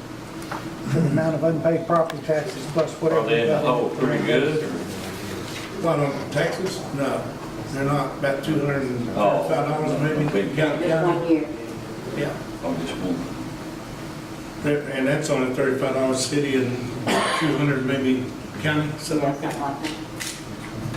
The one that we tore down, Yes, we're discussing one we tore down right now, yeah. but they gotta pay us for all that money, right? Either that or come up, we'll take the property in lieu of. Then if we get the property, we're going to tear that house down or? That would be up to you guys again, but that would be my suggestion that we get them. Is somebody living in it now? No. Nobody's living in it? The person wants to buy it, there's a person who wants to buy it now, but he would rather the city have it. And the person that he wants to buy it is asking him $30,000 for it. What the city's doing is the city essentially is, if you gentlemen vote to buy this, you'll be taking a step in the direction. The Housing Authority wanted to acquire all the property between Kingston Avenue and I guess Bernie Drive and tear those houses down and plant it in grass and create a park or create a thin green belt between the high school and the Housing Authority to improve the neighborhood. And if the town owns this tract plus this tract that we tore down the building, then that's 2 steps in the right direction. Now, I can present it to the Housing Authority and ask them to buy it at this price. They would let the Housing Authority have it probably. But right now, she don't have $25,000, I don't think. And we'd have to try to get that money, or whoever's working on it, to earn that down back, or that they have, that's still their money, it's just in hold by HUD somewhere. You might ask the police chief if he's still here, if there might be some, if it's vacant, there could be drug dealings in a vacant house. People could move in it and make their transactions at night. I don't think that one is, it's possible, but I'll ask him. He's here somewhere. He's probably taking the snooze right now, he's getting tired in a second. I know one of those houses down there, I think, they had a drug bust some time ago. Anyway, we could get it with the intent that they buy it from us. That's Housing what, authority. yeah, that's what our intent was. So we Chief, could get it in writing or something. Oh, I can get it in writing, I think. The house on Keystone Avenue, we were asking if it's vacant, city might buy it for $28,000. And I suggested it could be a lot of drug dealings in vacant houses, and I didn't know what the status of that was. It's been empty for a while. The gentleman that lived there before went into a nursing home, and that's when Mr. Mundy ended up buying it. Okay, but there's not Mr. Mundy any wants to criminal get rid of activity down there right now. Mr. Mundy wants to sell it now to us. No, I mean, it's sit there empty, and Okay. we still got furniture in it from the gentleman before, and they say they just moved it out. But the house that we tore down had some drug dealings in it. Yeah, years ago, Okay. when they were still living there. And what did it cost us to tear that house down? $5,050, something like that, wasn't it? Mr. Somewhere in Long? that neighborhood, little over 5. Yeah. There's about 5,500 tied up in it. What about on down the agenda, you're asking to hire an employee, that's some more money. I was looking at that too. How's this work on that? Well, the employee will be there in addition to I mean- headcount. I mean, I like the idea, don't get me wrong, I'm just saying, I look on down the agenda and you want us to hire somebody, and that's more money we don't have, right? Or it's Well, here somewhere. we've had 2 employees that we've not been paying. Okay, so that would take care of that, right? Yes. Okay, I see what he's saying. I don't want to give up a new employee over a house. yeah, Yeah, We're going to tear down. yeah, that's what I was getting at. yeah. I see what you're saying. So then if we buy this and then tear it down, we'll have 25 plus 5,500 more in it, so we'll have $30,000+ in it. We'll have all total when all houses there, 35,000. Yeah. If we get the lot. dollars. 30,000. What happened? 35. What happened? have this before, Alan. He's asking 25. Yeah, but if it costs us 5,000. That's 30, not 35.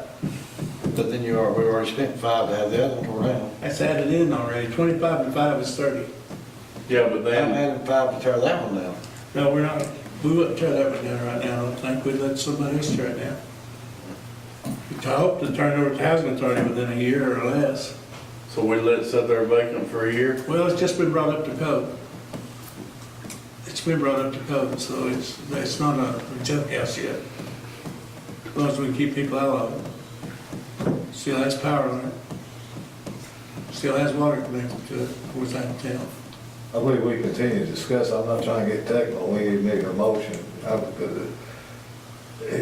We're gonna have to get a motion. Orders, you should have a motion. We should get a Just motion on get the it on the floor, and then floor we'll to talk talk about about. it. Make a motion or I'll ask for a motion, how's that? For discussion, I'll make that motion.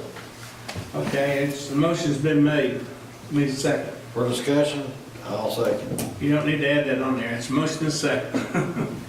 Okay, so now we're open discussion. Open for legal discussion there, sir.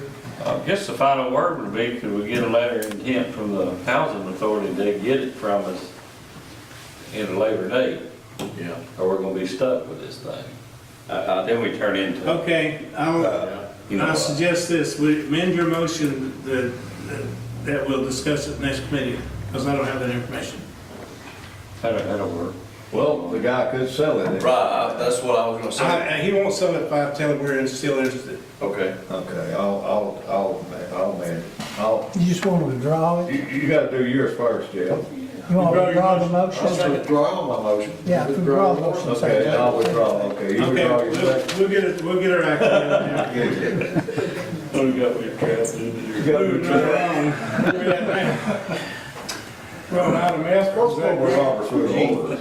Robert's Rule of Orders. No, F. We're on F, I think. G. We're on F. F. Discuss and possibly approve bid for cemetery mowing provided that meeting. Yeah, it's in your green folders. Got a green folder there with You'll have bids a on green it. folder that has all the information in it. We had, I can't believe that guy. I'm sorry. we had, That's awful cheap, man. yeah, 650 was our low bid. Are you sure? And this is per mow, it's per mow. So, $1,300 and it's a will call, so it's a if we call and only, so. But Yeah. well. And then here's the tricky part. Just today, we got word that Roane County Sheriff's Department was willing to mow it for free. And so it begs the question, should we hedge our bets on that and say that's what's going to be the forever and not do the contract, or do we do the contract and have it as a will call, as a just in case? I haven't talked with Nathan's Lawn Care, who was the low bidder, to see if he'd be okay with holding all those insurances for all that time for a possibility of maybe getting called. I would almost recommend not to do that to him and reject all bids and not accept any of them at this point, because we've got an offer for free. And Be free. you can't be free. Could we bring it back to the next meeting, that way you got your answer from the county? Because we don't know yet if he missed a one time or. My understanding it was, but yeah, I'll take this next meeting too, and then I'll give you time to talk to Nathan, Nathan's Lawn Care. It'll give you time to talk with the sheriff to confirm that it is going to be continual, and that'll give us, perfect, be perfect. So I'll just do that. Because I highlight that you were gonna bring those two items up, I can't see in here for $600. Does that include weed eating, mowing, all? Yeah, that's what was in the contract, all the requirements. I can't We're in the bid sheet. I even put times on it. They couldn't even do it after certain hours. Like it was. Is that it? So you, That's so- cheap. some things you have to remember, this young man just started his business. Just because I saw the name, I know who it is. So, and he just started his business, so I'd say he's still getting the pricing thing figured out, so. Let it know there's a formula to do cemeteries. You got to count the tombstones. You got to count, you got to add up the acres. There's a formula. That's a lot of work, boy. It is. If we were to say yes to this, he'd be legally obligated to do it. Yeah, And he's liable to, if he mowed down a headstone, he'd have to pay for it. We're gonna He'd have to be bonded. defer this to the next meeting? Yes. Okay. No motion required, John? No, Defer to the next meeting.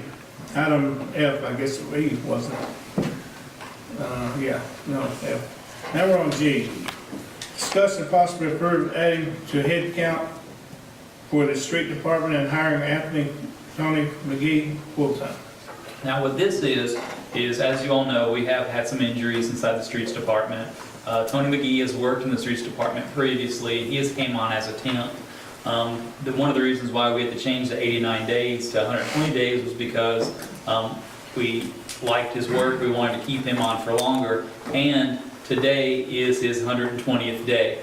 Like, I'm not making that up. Today is his 120th day. So today is his last day if he's not hired full-time. And whenever we do the hiring process, how it's set up is that you'll keep them for 90 days, and they come in front of the council to be hired on as a full-time employee. And that's what I'm asking for today. This is an addition to head count. This isn't taking the place of Chuck. This isn't taking the place of Tony. This is an addition to head count. This is another additional man in streets.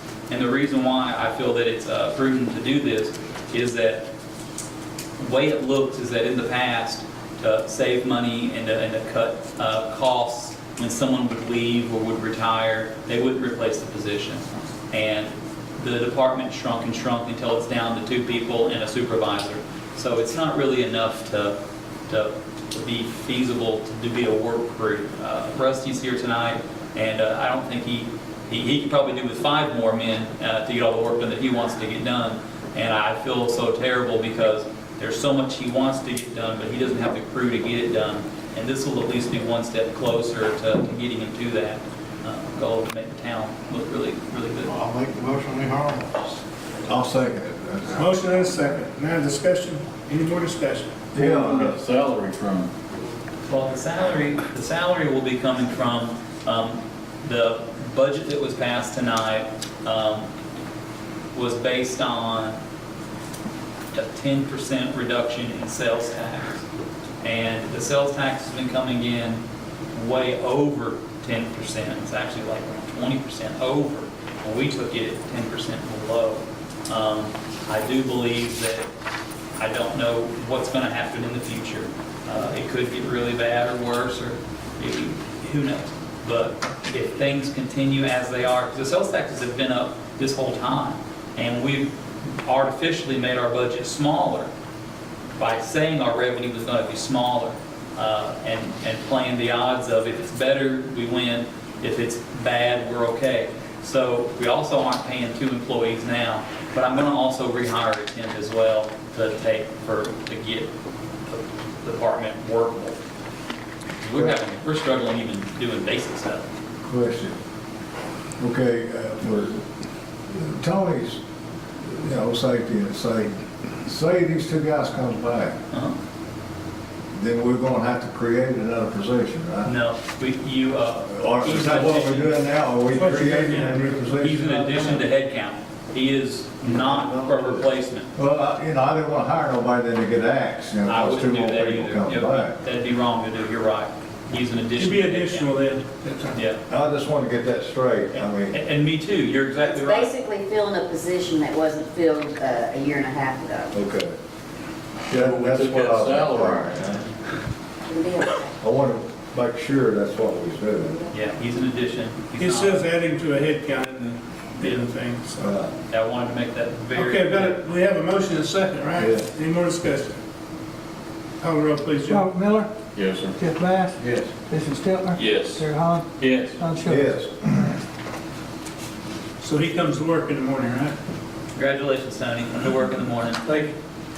Thank you, guys. Don't be late. Still take physical. Okay, Yeah, number, we're gonna get you a physical though, make sure you're up to par. And, And a drug test. blood test, and COVID-19. So many push-ups you can do.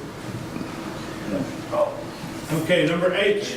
Everybody ready for H? Discuss and possibly approve resolution for energy services for the HUD home grant.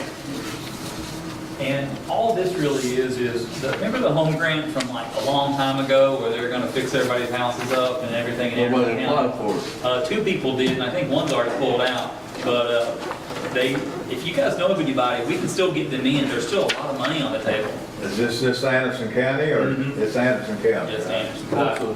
What is the salary qualifications? It's different for everybody. It's based on, they have like a scale they go by with so many things, but anybody that you know that can put in for this, have them put in for it, let them decide to either do it or not do it. Don't make the decision for them. If you think they make too much or whatever, still put in for it, let them make that decision. It's just like, Where you put in for that? have them come to me, and I'll make it happen. All they gotta do is come to my office, and I'll get with all the right people. And for anybody, there are certain things that they can't do, for like modular homes and stuff. I think they don't qualify. But the income and everything, I don't know what their scales are, but it's based on how many people live in the house, everything like that. I mean, there's a lot to it. And with your passing tonight, with this resolution, is the energy services for the HUD grant program. Because they have different kind of inspectors. They have and this is one of the inspectors, is the energy inspector. That'll be for the windows and the insulation and the roof and all that stuff. Exactly right. That gets the grants most better than anything is when they do repairs that will improve the economics of it. So, need a motion? I'll make the motion. Got a second? I'll second. Motion second. Any more discussion? Call the roll, please, Joe. Robert Miller, Yes, sir. Jeff Bass, Yes. Jason Stiltner, Yes. Terry Holland, Yes. Don Schuster. Yes. Passed. Item I, the last one, I think. I know, yeah, it is. Discuss and possibly approve surplus the old asphalt roller and donating it to the Rocky Top City. City of Rocky Top. Is that one that don't work? I make the motion. It kind of works if you clean the carburetor. Yeah, that's what I thought. I make the motion to be donated. I'll second. Got a motion, got a second. Any more discussion? We do have a replacement for that, so. Robert Miller, Yes, sir. Jeff Bass. Yes. Jason Stelter. Yes. Larry Hall. Yes. Ron Schiller. Yes. Mayor, before we adjourn, I got one more. Go ahead. Back on the budget, under section 4, under tax rate. I know it's just a typo, but I think it needs to be clarified. It says, there is hereby levied a property tax of $1.1405 for Anderson County, same for Rome, and $1.3065 for Morgan County for $100,000 of assessed value. And I'm pretty sure it's supposed to be for $100 assessed value. Yes. Okay, Is it I'll not? fix it. And the actual tax rate's 1.1394 and 1.3053, so it's actually lower than what's written on the paper. They sent us the update, was it day before yesterday? They had a glitch in their system, so good thing we didn't order the tax rate yet. Yeah, so we got, I guess, lucky, I guess, but we'll fix that. Thanks for pointing that out, Robert. I got one more thing, I should read it, but it's a page and a half, and it's on the desk, and not out here, and it's not on the computer, on the iPad. They're coming to the houses within the next week or two doing the census. We're 60-some%. We're in upper third of the state of reporting census so far, Oliver Springs is. They're requesting that the citizens be notified through the media and through us that they'll be coming around, knocking on your door, and they should have ID with them. And don't let them in if you doubt it. Make sure they have an ID with them and necessary paperwork to do a census. Not just somebody knocking on your door trying to get money or something. If you already done it online, they shouldn't come to your house. Well, there's people that has, they still go to your house. They still do the census door to door. No. I don't know how they know which door to go to, whether they've taken Only if they ain't the census report and said this person lived here last census, who lives there now? I don't know how they're doing that, but you can read the letter, I'll give you a copy of it. But we're just cautioning people to don't let somebody be taking advantage of you. The census people come in there, make sure their IDs are right, and they got the necessary paperwork if you fill out to do a census report. That's all they ask us to do, and I'm doing it, so. Mayor, would like, Any other thing come before the board? Yes, sir. Go ahead. would like to correct it. They do not come to your house if you've already responded. Yeah, that's right. They check the list somehow. If you have not responded, you will be. Yes. Well, that's, We ran that all 3 months, yeah, but it's August 11th. August 11th is when they're starting, a yeah. week or so. That's the non-responders. Non-responders, I might have missed that paragraph. I read it quickly, it come in, and it said quit time, so. Anyhow, just be careful that if you're out there and you got a TV and people come knocking on your door, it might be census and it might not, so the Census Bureau will have ID. Okay, I need a motion to adjourn if there's no further business. Second.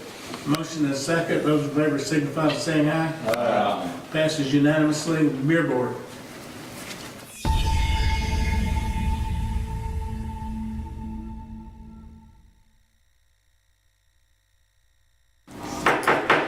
Call the regular monthly meeting of the Rockwood City Council to order. This time I'd ask that we stand for the prayer by Mr. Ishman and remain standing and pledge to the flag. Mr. Ishman.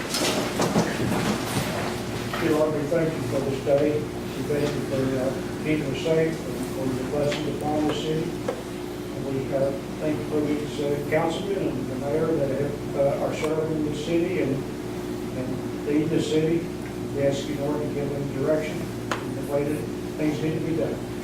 We ask you to watch over us and thank you for the opportunity to live here. In Jesus' name we pray. Amen. I pledge allegiance To the flag of the United States of America and to the republic for which it stands, one nation, under God, indivisible, with liberty and justice for all. Call roll, Madam Secretary. Councilman Anderson. Here. Councilman Bryant. Here. Councilman Fuller. Here. Councilman Holloway. Here. Councilman Jolly. Here. Councilman True. Here. Mayor Miller. Here, all present, we do have a quorum. Gentlemen, you received the minutes from the June 22nd, 2020. Is there any additions or corrections? Motion to approve. Motion by Councilman Jolly, be approved. Do we have a second? Second. Second by Councilman Holloway. Councilman Jolly? No. Councilman Holloway? No. Anyone else? All those in favor say aye. Aye. Opposed? And the ayes have it. Next item is presentation and approval of financials, June 2020 financial reports and bank info. Do we have a motion to approve? So moved. Motion by Councilman True. Do we have a second? Second. Second by Councilman Fuller. Councilman True. Yield the floor to Ms. Ruby. Ms. Rupi.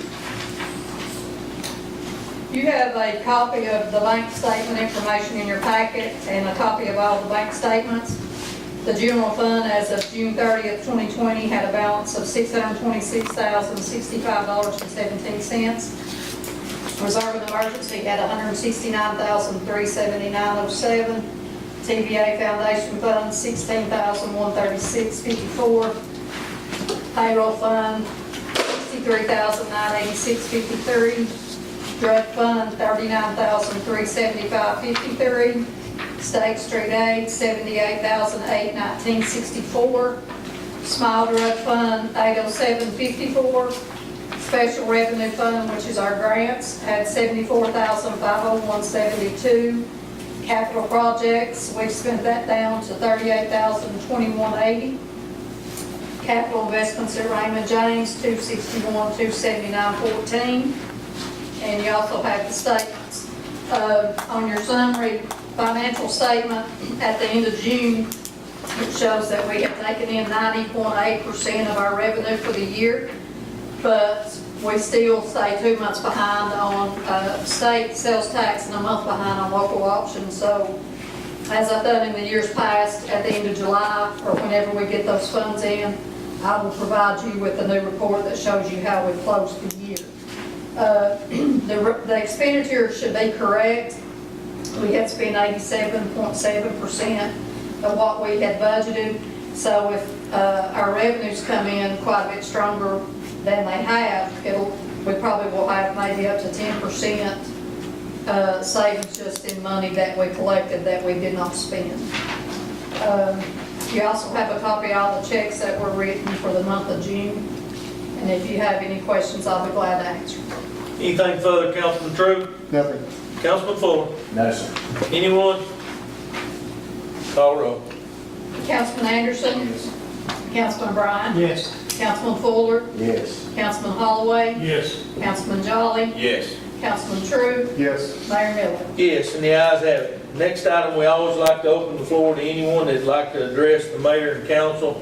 All that we ask is that you just stand where you are, state your name and address. This will be the last time you'll be allowed to address the mayor and council unless a council member yields the floor to you.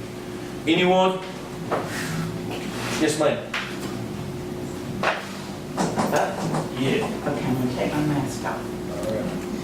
Okay, I'm Marcia Berry, and I'm here on behalf of our community and our city pool. I started out water aerobics this year. I didn't get to go last year, but this year. And when I got there, I was surprised, amazed, disappointed in the condition of the pool. It's bad. It's cracked. The floor of the pool is cracked and rough. They're not able to use the diving board. Probably you all have been there to see this, right? So you know the condition. Okay. I realize it's a lot of money, but what I want you to realize is it's a need. It isn't just for fun, but it's a need. I'm speaking for part of my team here, my aerobic team.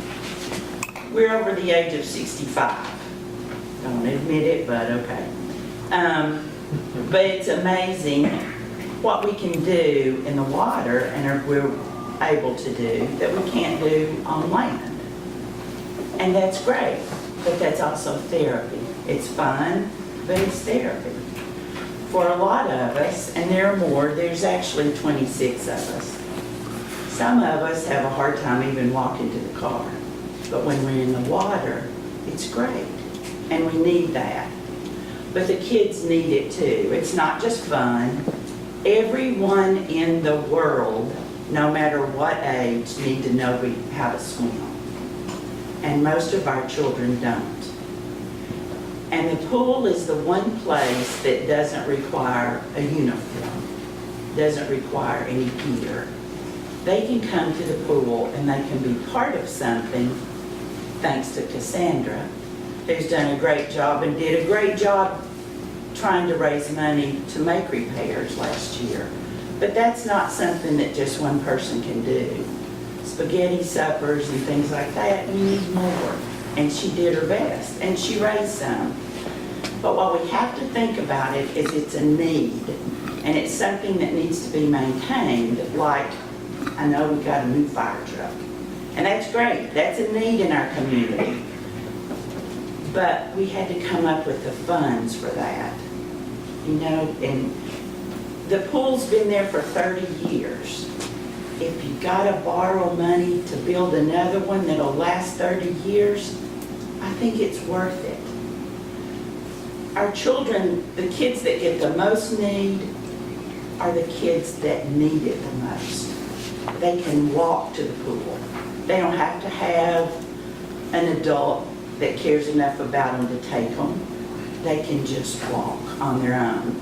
And they're safe because we have good lifeguards. We have people that are there to be with them. And if they want to learn to swim, that's there. They gotta learn to swim. That's life-saving. And if someone's coming into our community and they have children and they're thinking, okay, what's this community got for our kids?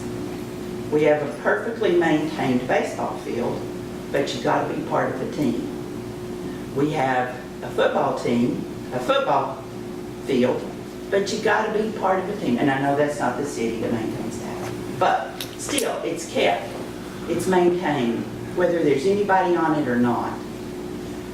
But the pool, all you gotta do is come and jump in. But it's not safe. I mean, to get on the diving board, they can't even use the diving board. Just take a trip up there and look. But it has to be done because it's important. You can't move to a community where there's nothing for the children. So, I want you to think about it whenever it's budget time. I want you to think of it more of a need and not just a fun place. That's all our children have, is the pool. And I've been with several of you at different times, and we've been raising money for causes that we feel like are important. And one thing that I've always been very proud that I've heard Mr. Mayor say is, come on, dig a little deeper. It's for the kids. Thank you. Thank you.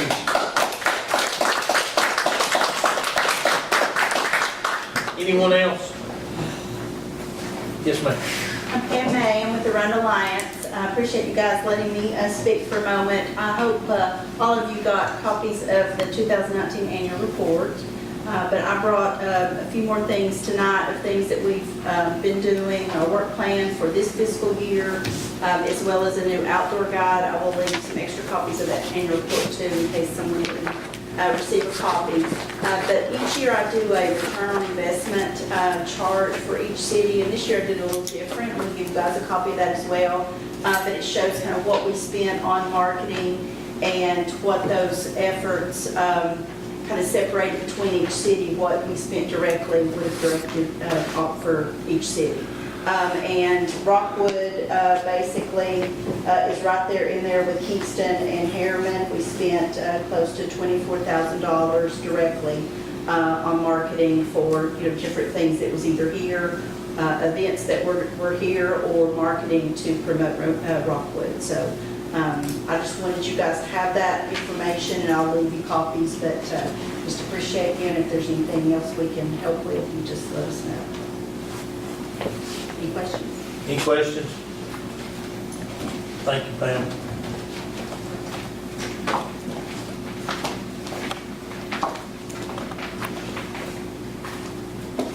Thank you. Appreciate you coming. Thank you for all you do, too. Thank you. Anyone else? Yes, ma'am. I'd like to speak about the safety issues that I am concerned about some things that could come up here, because apparently there's been, as you all know, there's been a lot of protests per se that were going on in some of the big cities. We've had in small cities in Idaho. I've seen some videos where cities actually smaller than our city had a busload of anarchists show up in Idaho, and it had, if it hadn't been for the local citizenry, they would burn down the town. So I'd like to mention that I would suggest that the city council, get some ideas together, make sure that everybody's on the same page on how to handle it, because it's a very real situation where we have a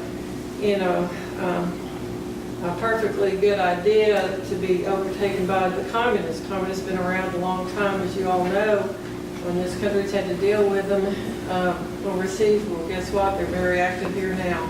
So please take the time to research what you can. You're kind of limited on what you can get on Google right now because of the censorship, but do your best. There are other social research engines that you can use other than Google. And your grandkids will know exactly how to operate and what they are. Thank you. Anyone else? Yes, sir. John Dennis, Miller Street. Thank you for the time. Before I start, is there a meeting tomorrow night for the school board about starting school or something? Yes. At the Harriman High School? Yeah, 6 o'clock. Are you still on the school board?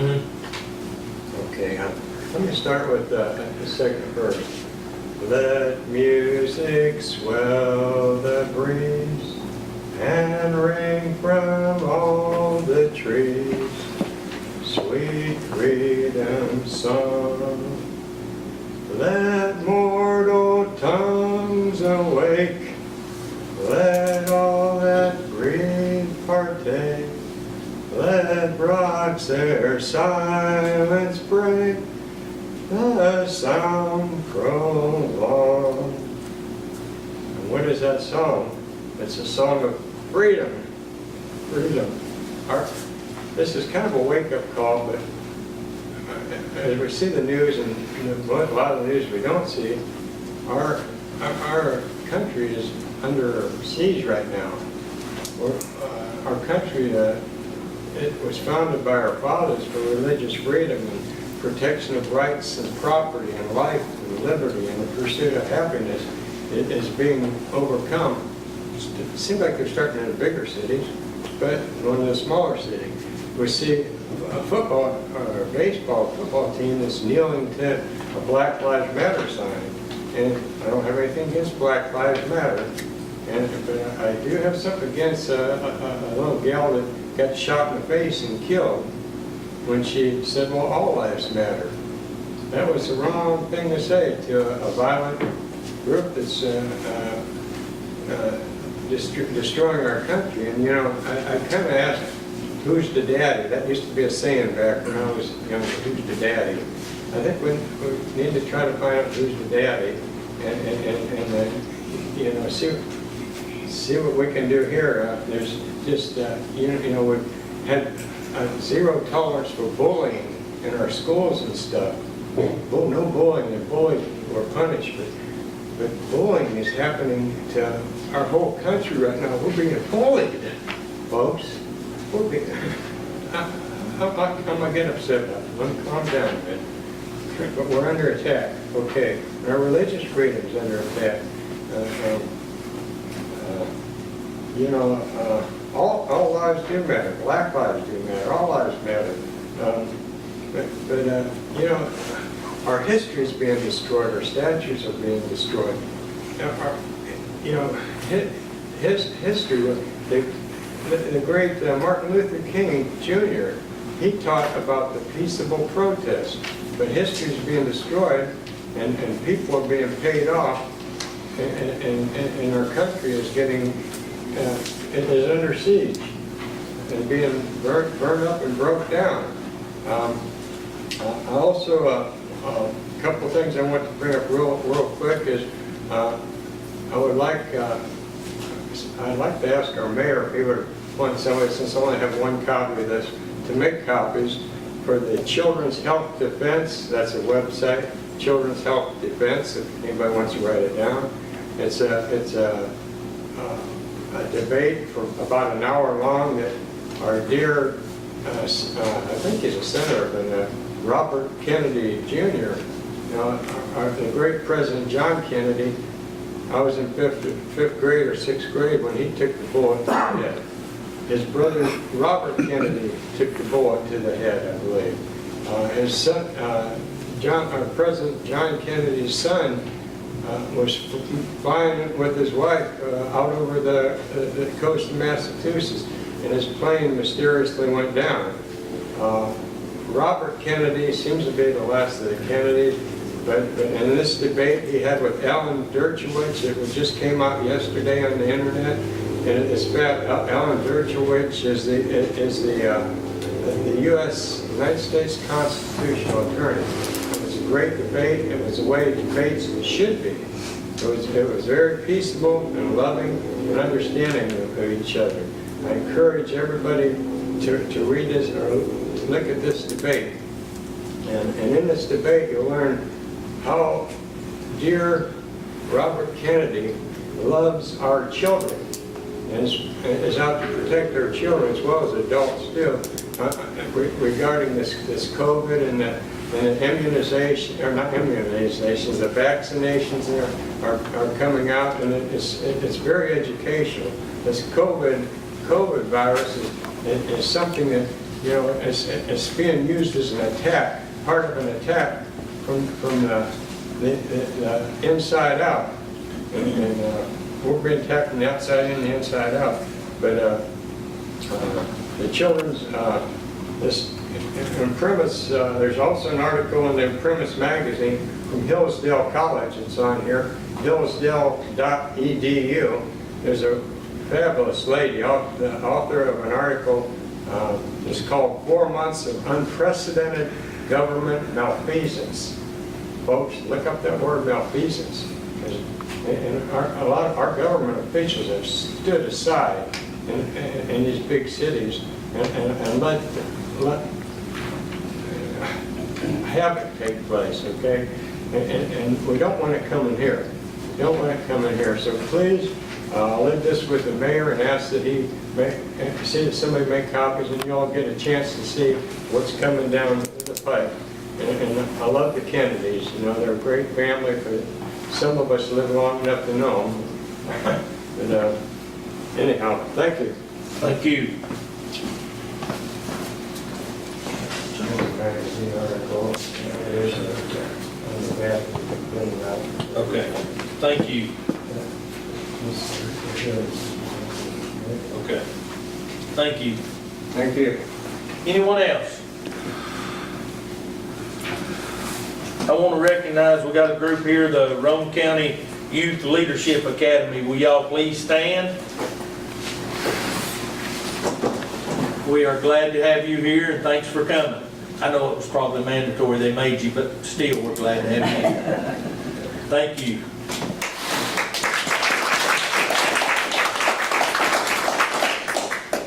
Committee reports. Do we have any tonight? Anyone? No new business, old business. Move on to new business. Ordinance 1269, ordinance to establish an updated occupational safety and health program plan, devise rules and regs, and to provide for a safety director and of such program plan. This has to be renewed every 7 years. You've got it, a copy of it. We'll name the fire chief and the building inspector as co-safety directors, and this will add water and REU back in the city's plan. It is something we have to have. As y'all got a copy of it, and we're able to go through it. And it's got employee complaint procedure, bookkeeping, record keeping and reporting. All those are included in it, but it is something we have to have. What's the will of the council? Got a motion by Councilman Holloway, it be approved. Do we have a second? Second. Second by Councilman Anderson. Councilman Holloway. You covered it all, Mayor. Councilman Anderson. Nothing. Anyone? Call a roll. Councilman Anderson? Yes. Councilman Bryant? Yes. Councilman Ford? Yes. Councilman Holloway? Yes. Councilman Jolly? Yes. Councilman True? Yes. Mayor Miller? Yes, and the ayes have it. Next item is Resolution 2021, resolution authorizing insurance of general obligation refunding bonds for the city of Rockwood. What this is that we had in a pool and TML, we had a $565,000 total of 2 loans in that pool. Bank of America handled it. We were the only one left out of, how big was the pool, Scott? 20-something million? I think it was 300 million. 300 million, we were the only ones left in it, so they decided not to refund it, so we have to refund it. We got with Scott, and I'm gonna let him explain to you what we've done on this. So you have a resolution in front of you tonight. I got a call from Becky about 3 4 weeks ago, saying, got this email from Tennessee Municipal Bond Fund saying that they're not going to renew our letter of credit with Bank of America. And that was the actual case. As the mayor said, they had a huge pool. You and several other people had been in that pool, but all the other loans had been paid off. And so Bank of America was down to the $500,000 approximately of debt left in that pool, and they just didn't want to fool with it, so they told the TMBL that they were not going to renew the letter of credit, which is their right under the documents. And as a result, since you're the only one left, you're going to have to find a replacement or pay the loan in full. You have until September 25th to come up with the funds. And so I reached out to multiple institutions, your local banks here, and the regional banks we deal with, the SunTrust, the BB&Ts, the Regions banks, and then several of the local smaller banks around the area. We sent out a proposal. We got some proposals back. I've been negotiating with multiple banks for several days, and including Becky in some of those conversations. Anyway, we came up with the proposal, and y'all also got one from the Tennessee Municipal Bond Fund. They offered to help do something since it's part of their program and it was not renewed.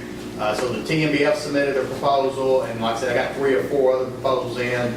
The rate that the TMBF proposed was 2+% on both loans. We ended up finding a local institution here that's willing to do it for 1.45%. And so that rate would be fixed.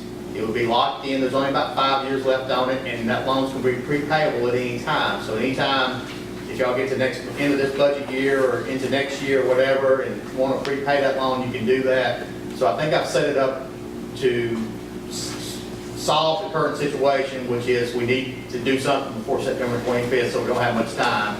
And 2, you got a pretty good fixed rate there. We kept the costs as low as possible. And so the proposal I handed out in front of you tonight actually lays out, if you adopt the resolution tonight, it's in front of you. I put the final numbers in here since we do have a bank loan. I know exactly what the rate's going to be.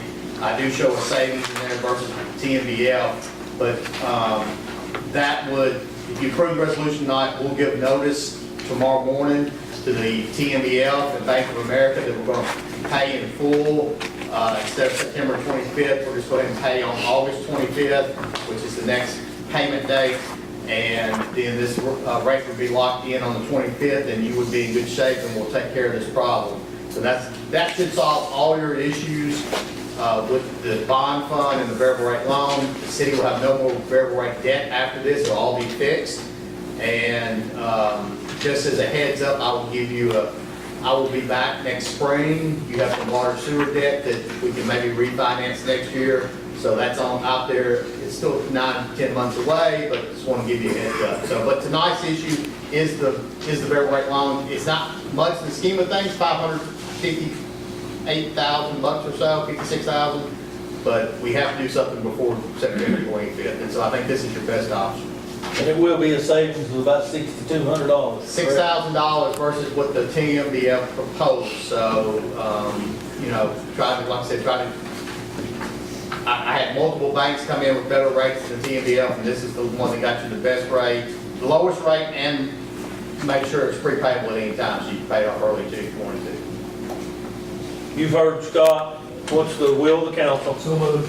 Motion by Councilman Holloway. Do we have a second? Second. Second by Councilman Fuller. Councilman Holloway. Scott, appreciate you working on this for us when that information first come out. Kind of scared me a little bit, but I was part of it when we got the loan to start with. And then thank God we're going to go this full amount here. It was kind of scary, and then you help us get a good rate. And we're saving $6,000 from it's a win-win. Thank you. Yeah, y'all been paying on that loan, y'all had it since like 1999, so I mean, you've made 20 years payments, there's like 5 years left. And so, I mean, you've made a huge, it goes all the way back to, I think, the Walmart, and the road improvements, and all that out there, but this should take care of it going forward. Appreciate your trust in us, and us too. Councilman Fuller. Yeah, when I first started, they were paying this for a long time, and now they're willing to just say, oh, that's too deal. But you did a great job in that. The rate sounds great, nice, fixed rate, pay it off anytime we want, seems very reasonable to me. Anyone else? Scott, again, I appreciate you putting in time and effort, and I like the rate, and I really like that it's fixed, so we don't have any more variable money out there, so we know where we stand. Anything further? Call roll. Councilman Anderson? Yes. Councilman Bryant? Yes. Councilman Fuller? Yes. Councilman Holloway? Yes. Councilman Jolly? Yes. Councilman True? Yes. Mayor Miller? Yes, and the ayes have it. Did you all bring in for me? Did they bring in for me to ride? They did. Well, I'm really good on them in the lake, I think. Very important. All right, resolution 2022, they have asked us to defer this. Do I have a motion we defer it? So moved. Motion by Councilman Jolly. Do we have a second? Second.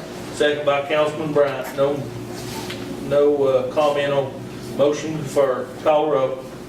Councilman Anderson? Yes. Councilman Bryant? Yes. Councilman Fuller? Yes. Councilman Holloway? Yes. Councilman Jolly? Yes. Councilman True? Yes. Mayor Miller? Yes, and the ayes have it. Resolution 2023, resolution closing the city's Raymond James account and proving to move remaining funds to capital projects within the general fund. What's the will of the council? So moved. Motion by Councilman True. Do we have a second?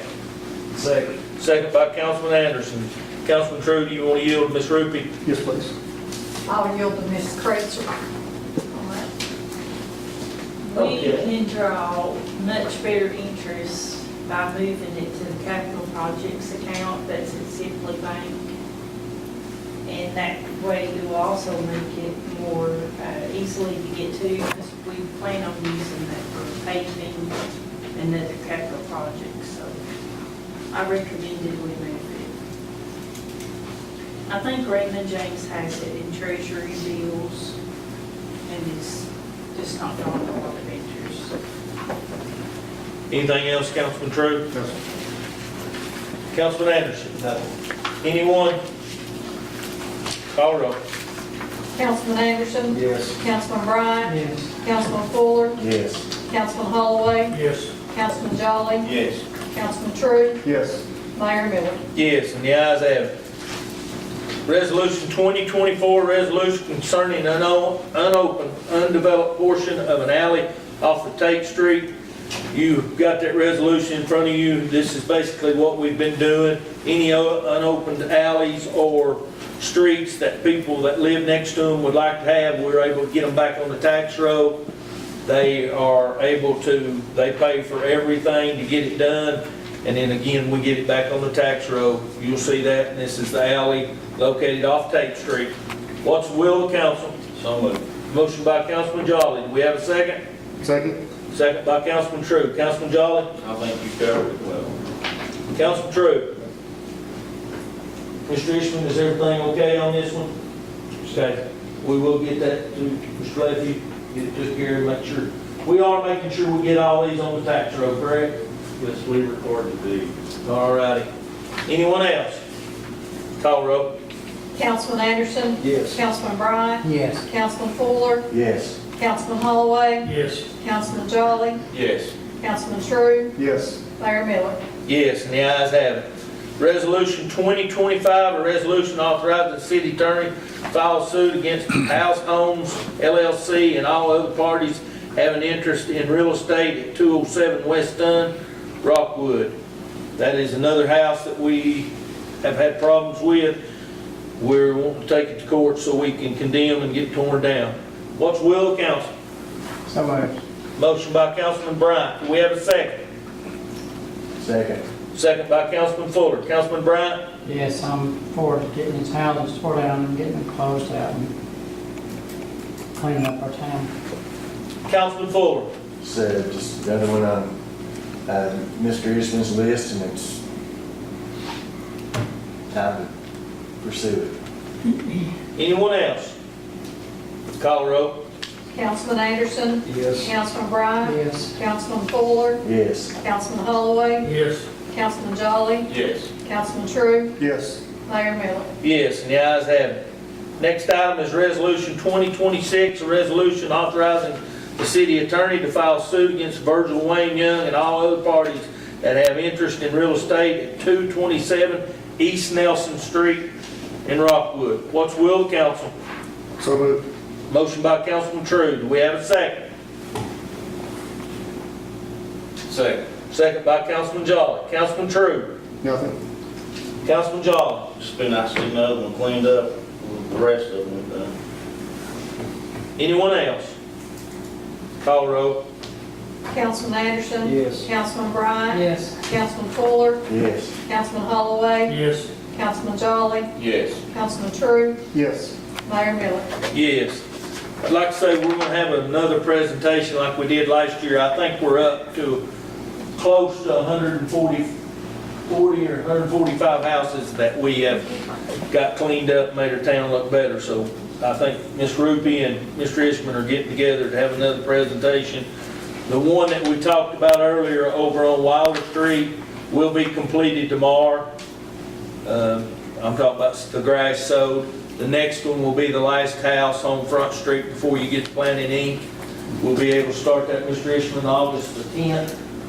Yeah, the judge has already approved it, so we can clean that one up. Next item is Resolution 2027, a resolution updating the solid waste policies and procedures for the city of Rockwood.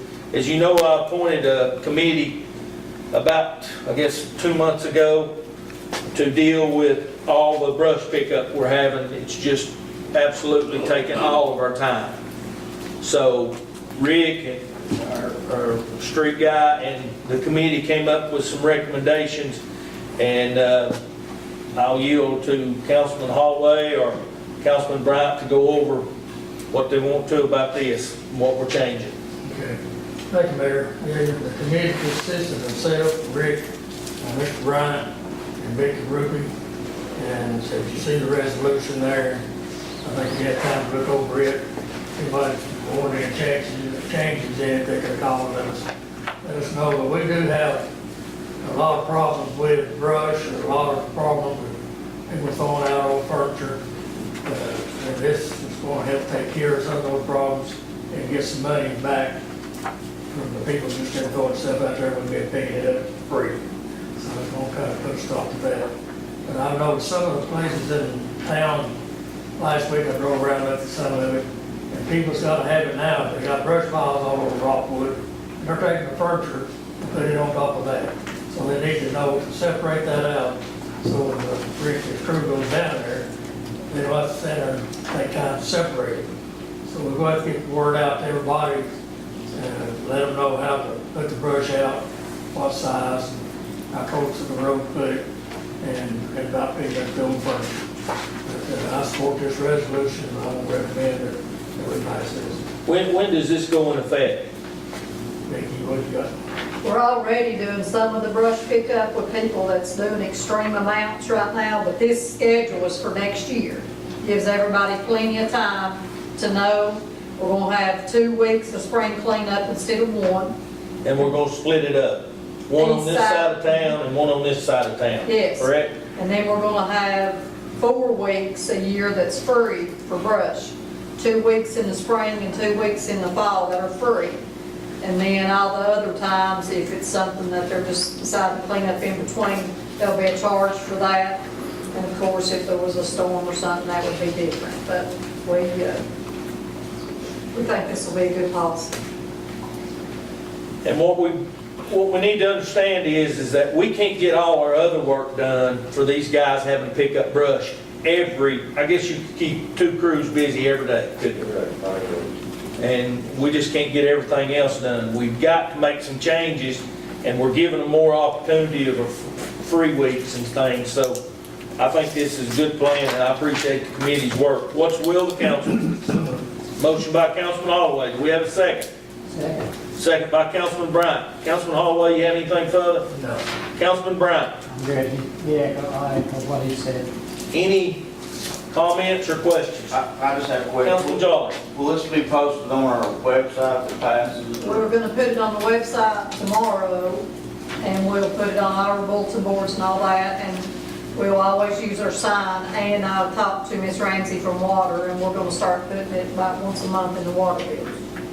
So we can pay a little extra for her to print it on the water bills, so we've got from now till spring cleanup in April to keep getting word out, so surely there'll still be somebody else say I didn't know, but we'll do our best. We're going to hand out flyers too, as we go around and get stuff, we'll hand out flyers, stuff like that, But thank everybody for working on this, I appreciate that. Anything further? Call her over. Councilman Anderson? Yes. Councilman Bryant? Yes. Councilman Fuller? Yes. Councilman Holloway? Yes. Councilman Jolly? Yes. Councilman True? Yes. Mayor Miller? Yes, and the ayes have it. Next item is Resolution 2028, a resolution authorizing the City of Rockwood to participate in Public Entity Partners, Safety Partners Matching Grant Program. A lot of partners. This is a grant that we try to fill out every time that we can. This will go towards Public Works for safety equipment and signage. What is it, Ms. Ruby, how much? You spend $5,000 and they give you $2,500 back. And we normally spend somewhere in that neighborhood anyway for safety things every year. But by doing this resolution, we'll get to turn in our receipts and they'll reimburse us $2,500. What's the will of the council? So moved. Motion by Councilman Jolly. Do we have a second? Second. Second by Councilman Fuller. Councilman Jolly? No. Councilman Fuller? No. Free money, guys. Call roll. Councilman Anderson? Yes. Councilman Bryant? Yes. Councilman Fuller? Yes. Councilman Holloway? Yes. Councilman Jolly? Yes. Councilman True? Yes. Mayor Miller? Yes, and the ayes have it. Next item is Resolution 2029, a resolution approving to apply for an airport grant to update the airport layout plan for Rockwood Airport. And what this is you have to have this plan if you apply for any money. And the way our airport's going now, it's moving so well. We're doing really, really well. May even break even at the airport, which is unheard of, and we're doing so good out there.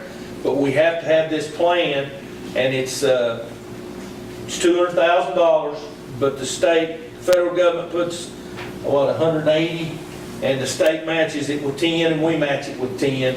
But we have to have this plan. We have, right now, every hangar we have out there is full. When we took it back over, we had 3 empty ones. Now we have every one of them full, and we have 23 on the waiting list wanting a hangar. So we're moving well out there, and I'd just like to see us approve this so we can apply for this grant. What's the will of the council? So moved. Motion by Councilman Jolly, seconded by Councilman Anderson.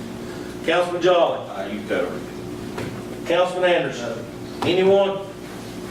Call roll. Councilman Anderson? Yes. Councilman Bryant? Yes. Councilman Fuller? Yes. Councilman Holloway? Yes. Councilman Jolly? Yes. Councilman True? Yes. Mayor Miller? Yes, and the ayes have it. Next item is Resolution 2030, a resolution appointing Mike Reed to fill the unexpired term of Elizabeth Willis on the Park and Recreation Board for a term of July 28, 2020 through 7/1/2021. What's the will of the council? So moved. Motion by Councilman Holloway. Do I have a second? Second. Second by Councilman Jolly. Councilman Holloway. Well, Mike Reed's been around for a long time, Mayor. You couldn't find anybody else any better to put on that board, so I highly recommend we put him on. Councilman Jolly. I'm excited to see his name on there, his will and serve. Anyone else? Call roll. Councilman Anderson? Yes. Councilman Bryant? Yes. Councilman Fuller? Yes. Councilman Holloway? Yes. Councilman Jolly? Yes. Councilman True? Yes. Mayor Miller? Yes, and the ayes have it. Next item is comments. Councilman Bryant, you have anything tonight? That's it. Councilman True? Councilman Fuller? No, sir. Councilman Holloway? Slow down right there. Well, let me sit down here, man. Go ahead and say. Well, we've been talking about cleanup, and we're talking about cleaning up our town, tearing these houses down and cleaning up brush and all that stuff. The other thing along that same line is we have a code enforcement person that's checking these codes going around here. A lot of houses we have, people not mowed their yards, sometimes not mowed them all year long. We've got some junk cars sitting around all over Rockwood again. So I'd like to see a report, just put in our package each month, what's being done on the code enforcement, and start working, get toward that again to help get other parts of Rockwood cleaned up. It's all around both sides of town. It's just not one place, you'll see everything all that. So grass growing, weeds growing, trash sitting in yards. It's not just another cleanup thing, like I said. Anything else?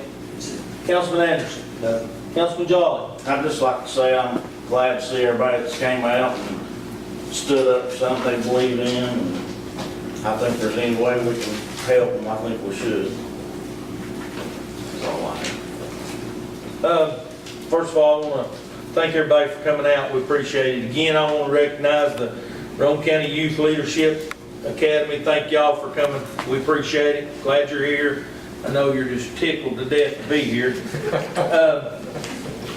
I want to thank this group, even though y'all were late, you were probably in the pool somewhere. Yes. They laid out and y'all were working. So we do appreciate y'all coming, and we will. I'm not going to promise you that we're going to build a swimming pool, because if I tried to promise you that, I'd be lying to you. But I promise you that we will look at it again. I promise you that.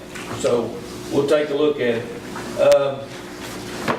Code enforcement, I'll get with Miss Rupi and we'll make sure that we try to start getting a report. I know she's leaving a lot of letters, and you know the time frame. You gotta leave the letter, and then you gotta wait so many days, and by the time you do that, it's about waist high. So, you know, it takes some time and effort. Again, I want to thank all our department heads for the time and effort that they put in. I want them to thank all their employees. They do a tremendous job. They work extremely hard. They made our city look a lot better, and this whole operation wouldn't work without these employees. So we do appreciate them. Oh yeah, Pam, thank you so much for coming, bringing that report. We appreciate what you've done for our community. Anything else need to come before the mayor and council? Do I hear a motion we adjourn? So moved. Motion by Councilman Holloway. We have a second? Second. Second by Councilman Brown. All those in favor say aye. Aye. Opposed? And of course, it'd be none.